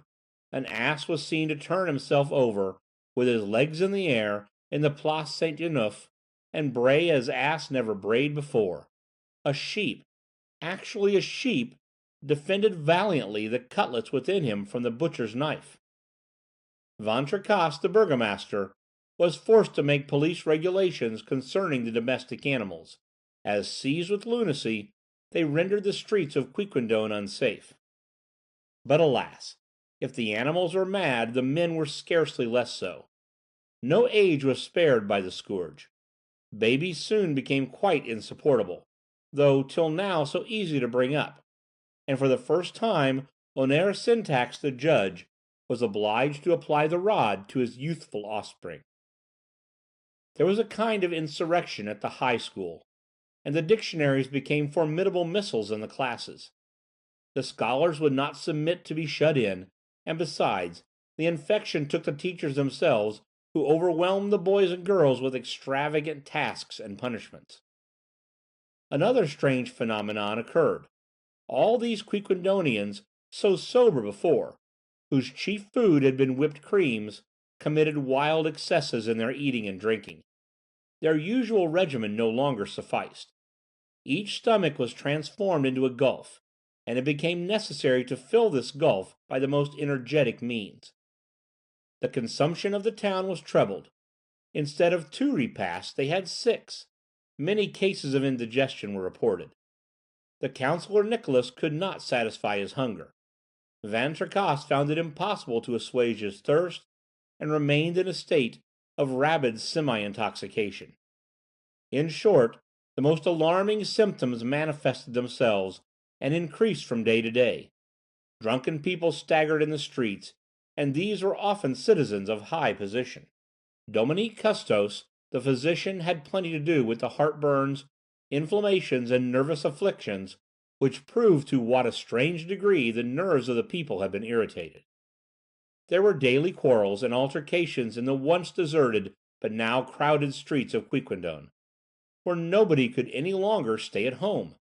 It was necessary to establish a new police force to control the disturbers of the public peace. A prison cage was established in the town hall, and speedily became full, night and day, of refractory offenders. Commissary Passeuf was in despair. A marriage was concluded in less than 2 months. Such a thing had never been seen before. Yes, the son of Rupp the schoolmaster wedded the daughter of Augustin de Rovere, and that 57 days only after he had petitioned for her hand and heart. Other marriages were decided upon, which, in old times, would have remained in doubt and discussion for years. The burgomaster perceived that his own daughter, the charming Suzel, was escaping from his hands. As for dear Tatamantes, she had dared to sound Commissary Passeuf on the subject of a union which seemed to her to combine every element of happiness, fortune, honor, youth. At last, to reach the depths of abomination, a duel took place. Yes, a duel with pistols, horse pistols, at 75 paces with ball cartridges. And between whom? Our readers will never believe. Between Monsieur Franz Nicholas, the gentle angler, and between Simon Colère, the wealthy banker's son. And the cause of the duel was the burgomaster's daughter, for whom Simon discovered himself to be fired with passion, and whom he refused to yield to the claims of an audacious rival. Chapter 11. In which the Quiquendonians adopt a heroic resolution. We have seen to what a deplorable condition the people of Quiquendone were reduced. Their heads were in a ferment. They no longer knew or recognized themselves. The most peaceable citizens had become quarrelsome. If you looked at them askance, they would speedily send you a challenge. Some let their mustaches grow, and several, the most belligerent, curled them up at the ends. This being their condition, the administration of the town and the maintenance of order in the streets became difficult tasks, for the government had not been organized for such a state of things. The burgomaster, that worthy Van Tricasse whom we have seen so placid, so dull, so incapable of coming to any decision, the burgomaster became intractable. His house resounded with the sharpness of his voice. He made 20 decisions a day, scolding his officials, and himself enforcing the regulations of his administration. Ah, what a change! The amiable and tranquil mansion of the burgomaster, that good Flemish home, where was its former calm? What changes had taken place in your household economy? Madame Van Tricasse had become acrid, whimsical, harsh. Her husband sometimes succeeded in drowning her voice by talking louder than she, but could not silence her. The petulant humor of this worthy dame was excited by everything. Nothing went right. The servants offended her every moment. Tatanemance, her sister-in-law, who was not less irritable, replied sharply to her. Monsieur Van Tricasse naturally supported Lotchkey, his servant, as is the case in all good households, and this permanently exasperated Madame, who constantly disputed, discussed, and made scenes with her husband. "What on earth is the matter with us?" cried the unhappy burgomaster. "What is this fire that is devouring us? Are we possessed with the devil? Ah, Madame Van Tricasse, Madame Van Tricasse, you will end by making me die before you, and thus violate all the traditions of the family." The reader will not have forgotten the strange custom by which Monsieur Van Tricasse would become a widower and marry again, so as not to break the chain of descent. Meanwhile, this disposition of all minds produced other curious effects worthy of note. This excitement, the cause of which has so far escaped us, brought about unexpected physiological changes. Talents hitherto unrecognized betrayed themselves. Aptitudes were suddenly revealed. Artists, before commonplace, displayed new ability. Politicians and authors arose. Orators proved themselves equal to the most arduous debates, and on every question inflamed audiences which were quite ready to be inflamed. From the sessions of the council, this movement spread to the public political meetings, and a club was formed at Quiquendone, whilst 20 newspapers, the Quiquendone Signal, the Quiquendone Impartial, the Quiquendone Radical, and so on, written in an inflammatory style, raised the most important questions. But what about, you will ask? Apropos of everything and of nothing. Apropos of the Ordinary Tower, which was falling, and which some wished to pull down and others to prop up. Apropos of the police regulations issued by the council, which some obstinate citizens threatened to resist. Apropos of the sweeping of the gutters, repairing the sewers, and so on. Nor did the enraged orators confine themselves to the internal administration of their town.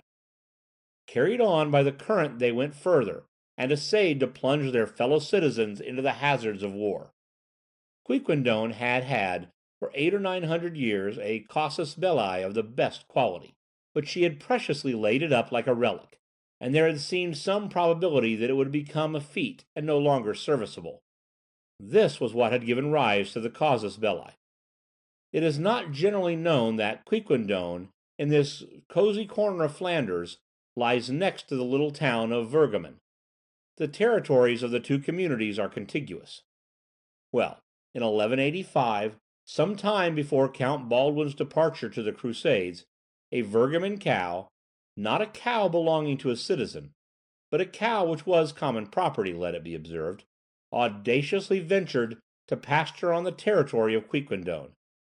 This unfortunate beast had scarcely eaten 3 mouthfuls, but the offence, the abuse, the crime, whatever you will, was committed and duly indicted, for the magistrates at that time had already begun to know how to write.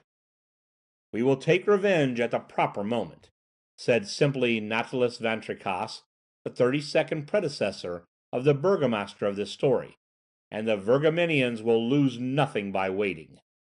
The Virgamenians were forewarned. They waited, thinking, without doubt, that the remembrance of the offence would fade away with the lapse of time, and really for several centuries they lived on good terms with their neighbours of Quiquendone. But they counted without their hosts, or rather without this strange epidemic, which, radically changing the character of the Quiquendonians, aroused their dormant vengeance. It was at the club of the Rue Monstrelet that the truculent orator Chute, abruptly introducing the subject to his hearers, inflamed them with the expressions and metaphors used on such occasions. He recalled the offence, the injury which had been done to Quiquendone, and which a nation, jealous of its rights, could not admit as a precedent. He showed the insult to be still existing, the wound still bleeding. He spoke of certain special head-shakings on the part of the people of Virgamen, which indicated in what degree of contempt they regarded the people of Quiquendone. He appealed to his fellow citizens, who unconsciously, perhaps, had supported this mortal insult for long centuries. He adjured the children of the ancient town to have no other purpose than to obtain a substantial reparation. And lastly, he made an appeal to all the living energies of the nation. With what enthusiasm these words, so new to Quiquendonian ears, were greeted, may be surmised but cannot be told. All the auditors rose, and with extended arms demanded war with loud cries. Never had the advocate Shute achieved such a success, and it must be avowed that his triumphs were not few. The burgomaster, the councillor, all the notabilities present at this memorable meeting would have vainly attempted to resist the popular outburst. Besides, they had no desire to do so, and cried as loud, if not louder than the rest, "To the frontier! To the frontier!" As the frontier was but 3 kilometers from the walls of Quiquendone, it is certain that the Virgamenians ran a real danger, for they might easily be invaded without having had time to look about them. Meanwhile, Jos Liefrinck, the worthy chemist, who alone had preserved his senses on this grave occasion, tried to make his fellow citizens comprehend that guns, cannons, and generals were equally wanting to their design. They replied to him, not without many impatient gestures, that these generals, cannons, and guns would be improvised, that the right and love of country sufficed, and rendered a people irresistible. Hereupon the burgomaster himself came forward, and in a sublime harangue made short work of those pusillanimous people who disguised their fear under a veil of prudence, which veil he tore off with a patriotic hand. At this sally it seemed as if the hall would fall in under the applause. The vote was eagerly demanded, and was taken amid acclamations. The cries of "To Virgamen! To Virgamen!" redoubled. The burgomaster then took it upon himself to put the armies in motion, and in the name of the town he promised the honors of a triumph, such as was given in the times of the Romans to that one of its generals who should return victorious. Meanwhile, Jos Liefrinck, who was an obstinate fellow, and did not regard himself as beaten, though he really had been, insisted on making another observation. He wished to remark that the triumph was only accorded at Rome to those victorious generals who had killed 5,000 of the enemy. "Well, well," cried the meeting deliriously, "and as the population of the town of Virgamen consists of but 3,575 inhabitants, it would be difficult, unless the same person was killed several times—" But they did not let the luckless logician finish, and he was turned out, hustled and bruised. "Citizens," said Pulmacher the grocer, who usually sold groceries by retail, "whoever this cowardly apothecary may have been, I engage by myself to kill 5,000 Virgamenians, if you will accept my services." 5,500, cried a yet more resolute patriot. 6,600, retorted the grocer. 7,000, cried Jean Orbideck, the confectioner of the Rue Hemling, who was on the road to a fortune by making whipped cream. "Adjudged!" exclaimed the burgomaster Van Tricasse, on finding that no one else rose on the bid. And this was how Jean Orbideck, the confectioner, became general-in-chief of the forces of Quiquendone. Chapter 12, in which Eugene the assistant gives a reasonable piece of advice, which is eagerly rejected by Dr. Ox. "Well, master," said Eugene next day, as he poured the pails of sulphuric acid into the troughs of the great battery. "Well," resumed Dr. Ox, "was I not right? See to what not only the physical developments of a whole nation, but its morality, its dignity, its talent, its political sense have come. It is only a question of molecules." "No doubt, but—" "Do you not think that matters have gone far enough, and that these poor devils should not be excited beyond measure?" "No, no," cried the doctor. "No, I will go on to the end." "As you will, master. The experiment, however, seems to me conclusive, and I think it time to—" "To—" "To close the valve." "You'd better," cried Dr. Ox. "If you attempt it, I'll throttle you." End of chapter 12. Chapters 13 through 17, in which it is once more proved that by taking high ground all human littlenesses may be overlooked. "You say?" asked the burgomaster Van Tricasse of the councillor Nicholas. "I say that this war is necessary," replied Nicholas firmly, "and that the time has come to avenge this insult." "Well, I repeat to you," replied the burgomaster tartly, "that if the people of Quiquendone do not profit by this occasion to vindicate their rights, they will be unworthy of their name. And as for me, I maintain that we ought, without delay, to collect our forces and lead them to the front." "Really, monsieur, really?" replied Van Tricasse, "and do you speak thus to me?" "To yourself, monsieur the burgomaster, and you shall hear the truth, unwelcome as it may be." "And you shall hear it yourself, counsellor," returned Van Tricasse in a passion, "for it will come better from my mouth than from yours. Yes, monsieur, yes, any delay would be dishonourable. The town of Quiquendone has waited 900 years for the moment to take its revenge, and whatever you may say, whether it pleases you or not, we shall march upon the enemy." "Ah, you take it thus?" replied Nicholas harshly. "Very well, monsieur, we will march without you if it does not please you to go." "A burgomaster's place is in the front rank, monsieur." "And that of a counsellor also, monsieur." "You insult me by thwarting all my wishes," cried the burgomaster, whose fists seemed likely to hit out before long. "And you insult me equally by doubting my patriotism," cried Nicholas, who was equally ready for a tussle. "I tell you, monsieur, that the army of Quiquendone shall be put in motion within 2 days." "And I repeat to you, monsieur, that 48 hours shall not pass before we shall have marched upon the enemy." It is easy to see, from this fragment of conversation, that the two speakers supported exactly the same idea.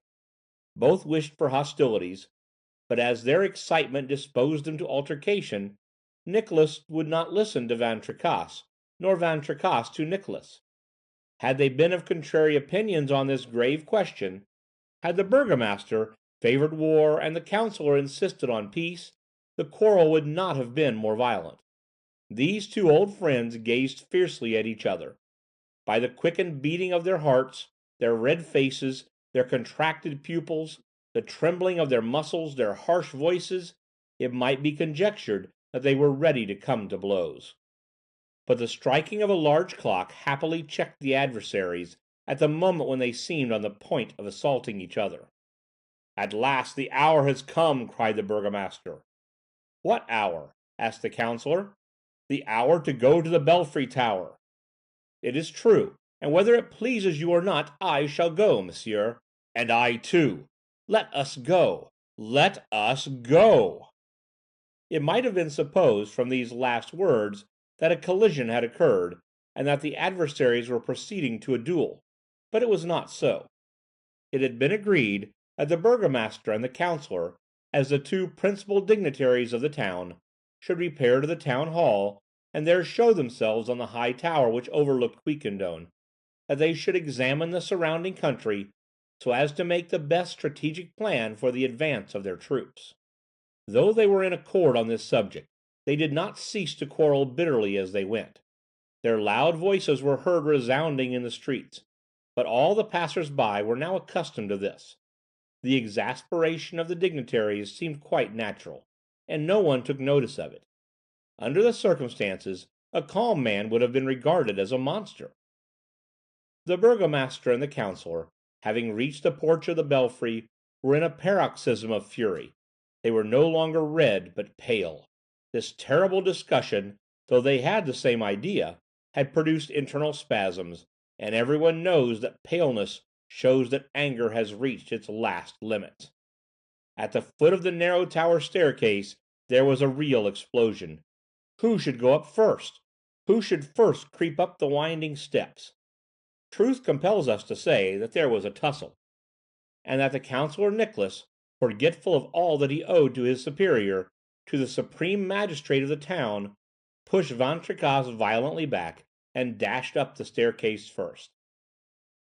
Both ascended, denouncing and raging at each other at every step. It was to be feared that a terrible climax would occur on the summit of the tower, which rose 357 feet above the pavement. The two enemies soon got out of breath, however, and in a little while At the 80th step, they began to move up heavily, breathing loud and short. Then, was it because of their being out of breath, their wrath subsided, or at least only betrayed itself by a succession of unseemly epithets. They became silent, and, strange to say, it seemed as if their excitement diminished as they ascended higher above the town. A sort of lull took place in their minds. Their brains became cooler, and simmered down like a coffee pot when taken away from the fire. Why? We cannot answer this why, but the truth is that, having reached a certain landing stage, 266 feet above ground, the two adversaries sat down and, really more calm, looked at each other without any anger in their faces. "How high it is!" said the burgomaster, passing his handkerchief over his rubicund face. "Very high," returned the councillor. "Do you know we have gone 14 feet higher than the church of St. Michael at Hamburg?" "I know it," replied the burgomaster, in a tone of vanity very pardonable in the chief magistrate of Quiquendone. The two notabilities soon resumed their ascent, casting curious glances through the loopholes pierced in the tower walls. The burgomaster had taken the head of the procession, without any remark on the part of the councillor. It even happened that at about 304th step, Van Tricasse being completely tired out, Nicholas kindly pushed him from behind. The burgomaster offered no resistance to this, and when he reached the platform of the tower, said graciously, "Thanks, Nicholas, I will do the same for you one day." A little while before, it had been two wild beasts ready to tear each other to pieces, who had presented themselves at the foot of the tower. It was now two friends who reached its summit. The weather was superb. It was the month of May. The sun had absorbed all the vapors. What a pure and limpid atmosphere! The most minute objects over a broad space might be discerned. The walls of Virgamen, glistening in their whiteness, its red-pointed roofs, its belfries shining in the sunlight, appeared a few miles off. And this was the town that was foredoomed to all the horrors of fire and pillage? The burgomaster and the councillor sat down beside each other on a small stone bench, like two worthy people whose souls were in close sympathy. As they recovered breath, they looked around. Then, after a brief silence, "How fine this is!" cried the burgomaster. "Yes, it is admirable," replied the councillor. "Does it not seem to you, my good Van Tricasse, that humanity is destined to dwell rather at such heights than to crawl about on the surface of our globe?"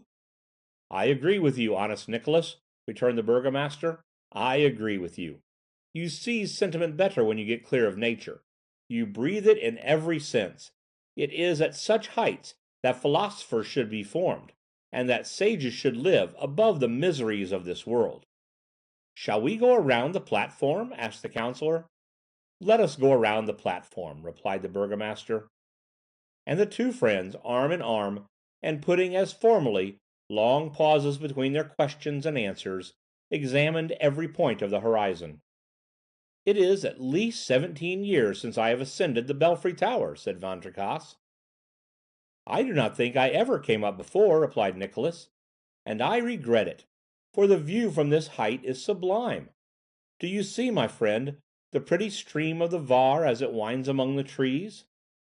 And beyond, the heights of Saint Hermandad. How gracefully they shut in the horizon! Observe that border of green trees which nature has so picturesquely arranged. Ah, nature! Nature, Nicholas! Could the hand of man ever hope to rival her?" "It is enchanting, my excellent friend," replied the councillor. "See the flocks and herds lying in the verdant pastures, the oxen, the cows, the sheep. And the labourers going to the fields, you would say they were Arcadian shepherds, they only want a bagpipe. And over all this fertile country, the beautiful blue sky, which no vapour dims. Ah, Nicholas, one might become a poet here. I do not understand why St. Simeon Stylites was not one of the greatest poets of the world."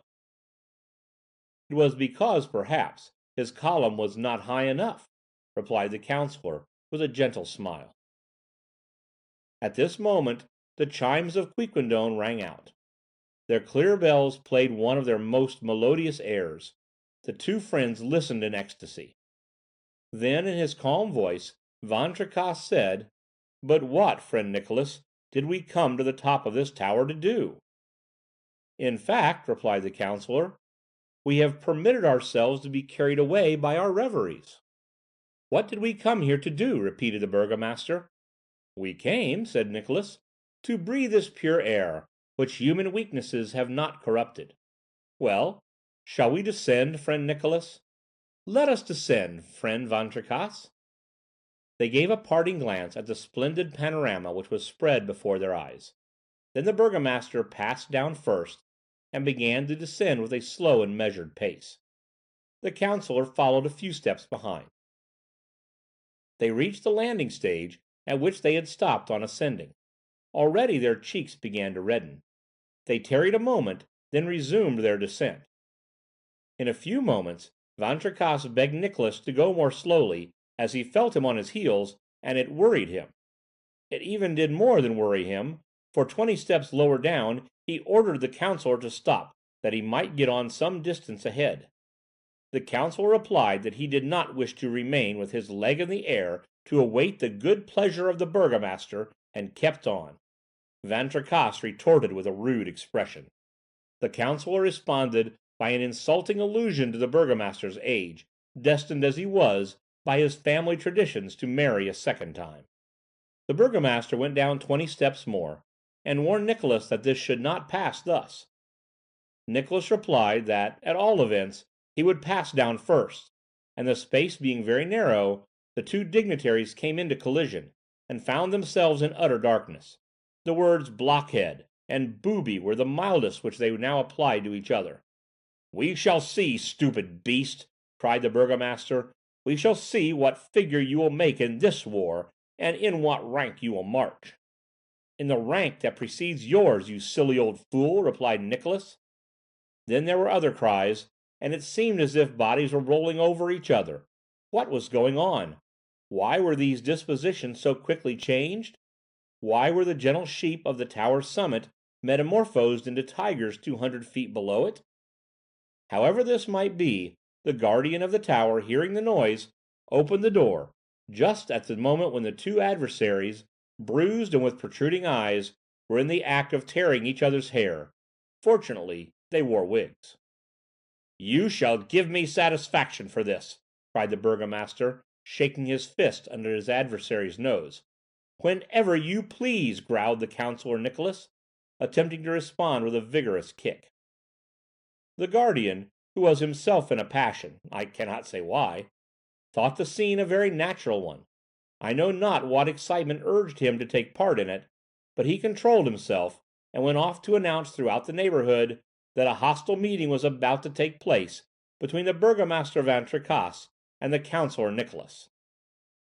Chapter 14, in which matters go so far that the inhabitants of Quiquendone, the reader, and even the author demand an immediate denouement. The last incident proves to what a pitch of excitement the Quiquendonians had been wrought. The two oldest friends in the town, and the most gentle, before the advent of the epidemic, to reach this degree of violence? And that, too, only a few minutes after their old mutual sympathy. Their amiable instincts, their contemplative habit, had been restored at the summit of the tower. On learning what was going on, Dr. Ox could not contain his joy.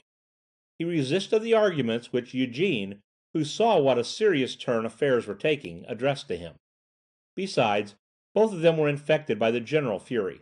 They were not less excited than the rest of the population, and they ended by quarreling as violently as the burgomaster and the counsellor. Besides, one question eclipsed all others, and the intended duels were postponed to the issue of the Virgamenian difficulty. No man had the right to shed his blood uselessly when it belonged to the last drop to his country in danger. The affair was, in short, a grave one, and there was no withdrawing from it. The burgomaster Van Tricasse, despite the warlike ardor with which he was filled, had not thought it best to throw himself upon the enemy without warning him.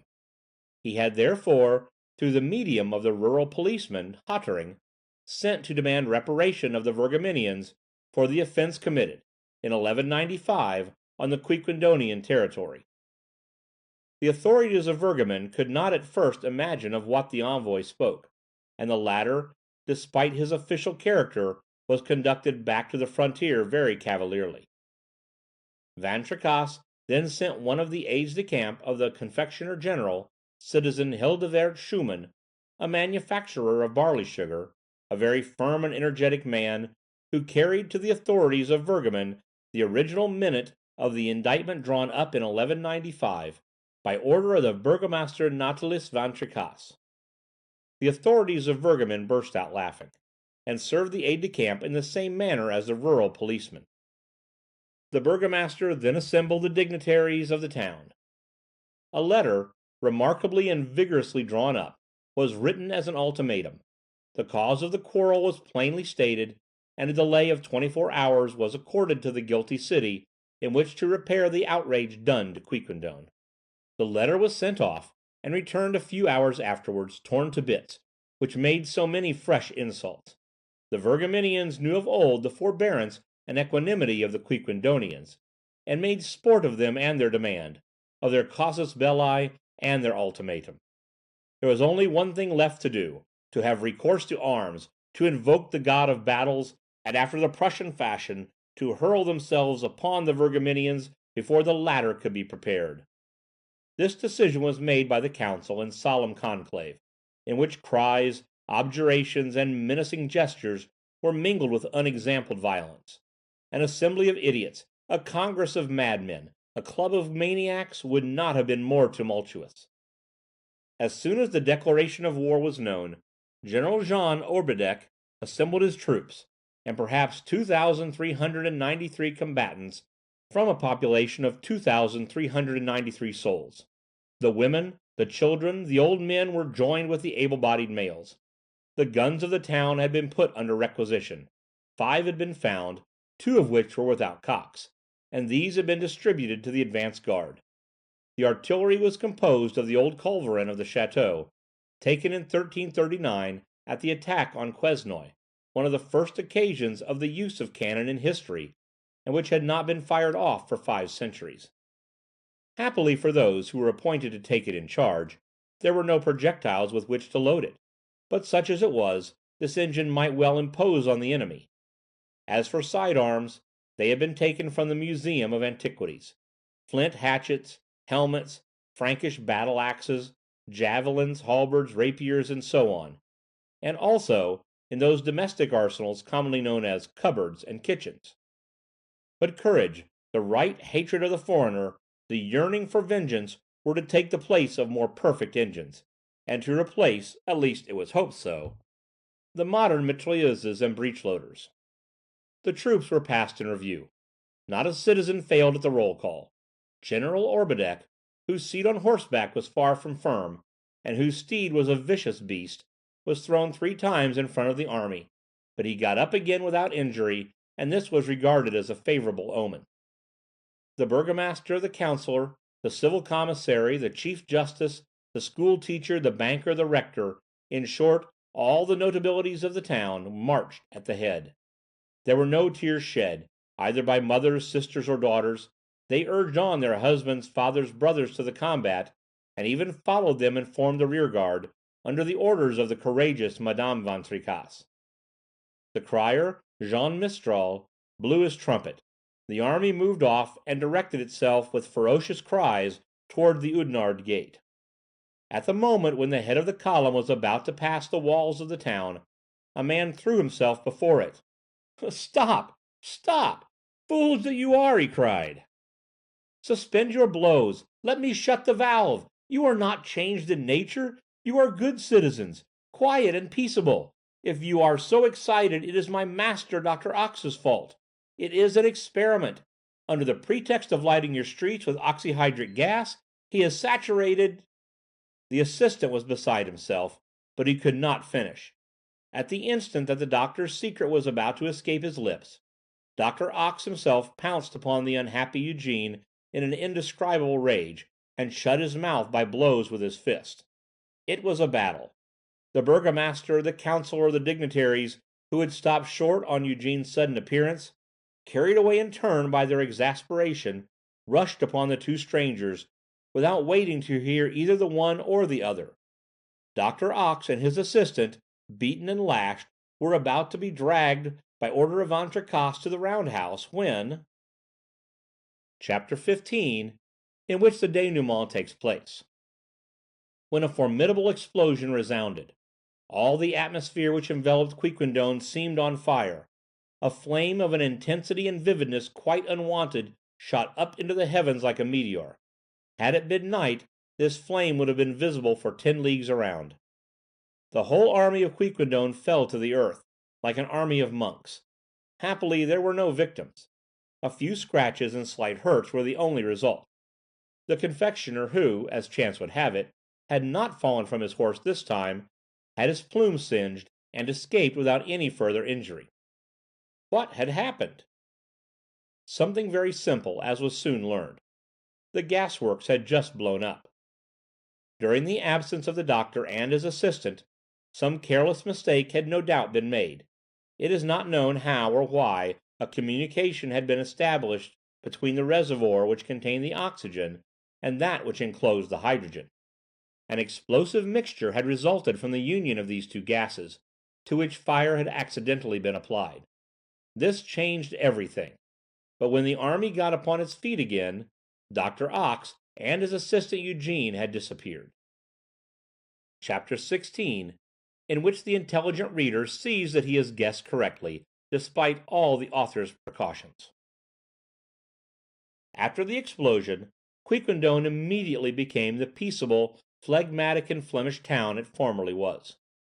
After the explosion, which indeed did not cause a very lively sensation, each one, without knowing why, mechanically took his way home, the burgomaster leaning on the councillor's arms, the advocate Schutt going arm in arm with Custos the doctor, Franz and Nicholas walking with equal familiarity with Simon Collart, each going tranquilly, noiselessly, without even being conscious of what had happened, and having already forgotten Vergamon and their revenge. The general returned to his confections, and his aide-de-camp to the barley-sugar. Thus everything had become calm again. The old existence had been resumed by men and beasts, beasts and plants, even by the tower of Oudenarde Gate, which the explosion—these explosions are sometimes astonishing—had set upright again. And from that time never a word was spoken more loudly than another. Never a discussion took place in the town of Quiquendone. There were no more politics, no more clubs, no more trials, no more policemen. The post of the commissary Passeuf became once again a sinecure, and if his salary was not reduced, it was because the burgomaster and the councillor could not make up their minds to decide upon it. From time to time, indeed, Passeuf flitted, without anyone suspecting it, through the dreams of the inconsolable Tatanemant. As for Franz's rival, he generously abandoned the charming Suzel to her lover, who hastened to wed her 5 or 6 years after these events. And as for Madame Van Tricasse, she died 10 years later, at the proper time, and the burgomaster married Mademoiselle Pelagie Van Tricasse, his cousin, under excellent conditions, for the happy mortal who should succeed him. Chapter 17, in which Dr. Ox's theory is explained. What, then, had this mysterious Dr. Ox done? Tried a fantastic experiment, nothing more. After having laid down his gas pipes, he had saturated, first the public buildings, then the private dwellings, finally the streets of Quiquendone, with pure oxygen, without letting in the least atom of hydrogen. This gas, tasteless and odorless, spread in generous quantity throughout the atmosphere, causes, when it is breathed, serious agitation to the human organism. One who lives in an air saturated with oxygen grows excited, frantic, burns. You scarcely return to the ordinary atmosphere before you return to your usual state. For example, the councillor and the burgomaster at the top of the belfry were themselves again, as the oxygen is kept by its weight in the lower strata of the air. But one who lives under such conditions, breathing this gas which transforms the body physiologically as well as the soul, dies speedily like a madman. It was fortunate, then, for the Quiquendonians, that a providential explosion put an end to this dangerous experiment, and abolished Dr. Ox's gas work. To conclude, are virtue, courage, talent, wit, imagination, are all these qualities or faculties only a question of oxygen? Such is Dr. Ox's theory, but we are not bound to accept it, and for ourselves we utterly reject it, in spite of the curious experiment of which the worthy old town of Quiquendone was the theatre. End of chapter 17. End of Dr. Ox's experiment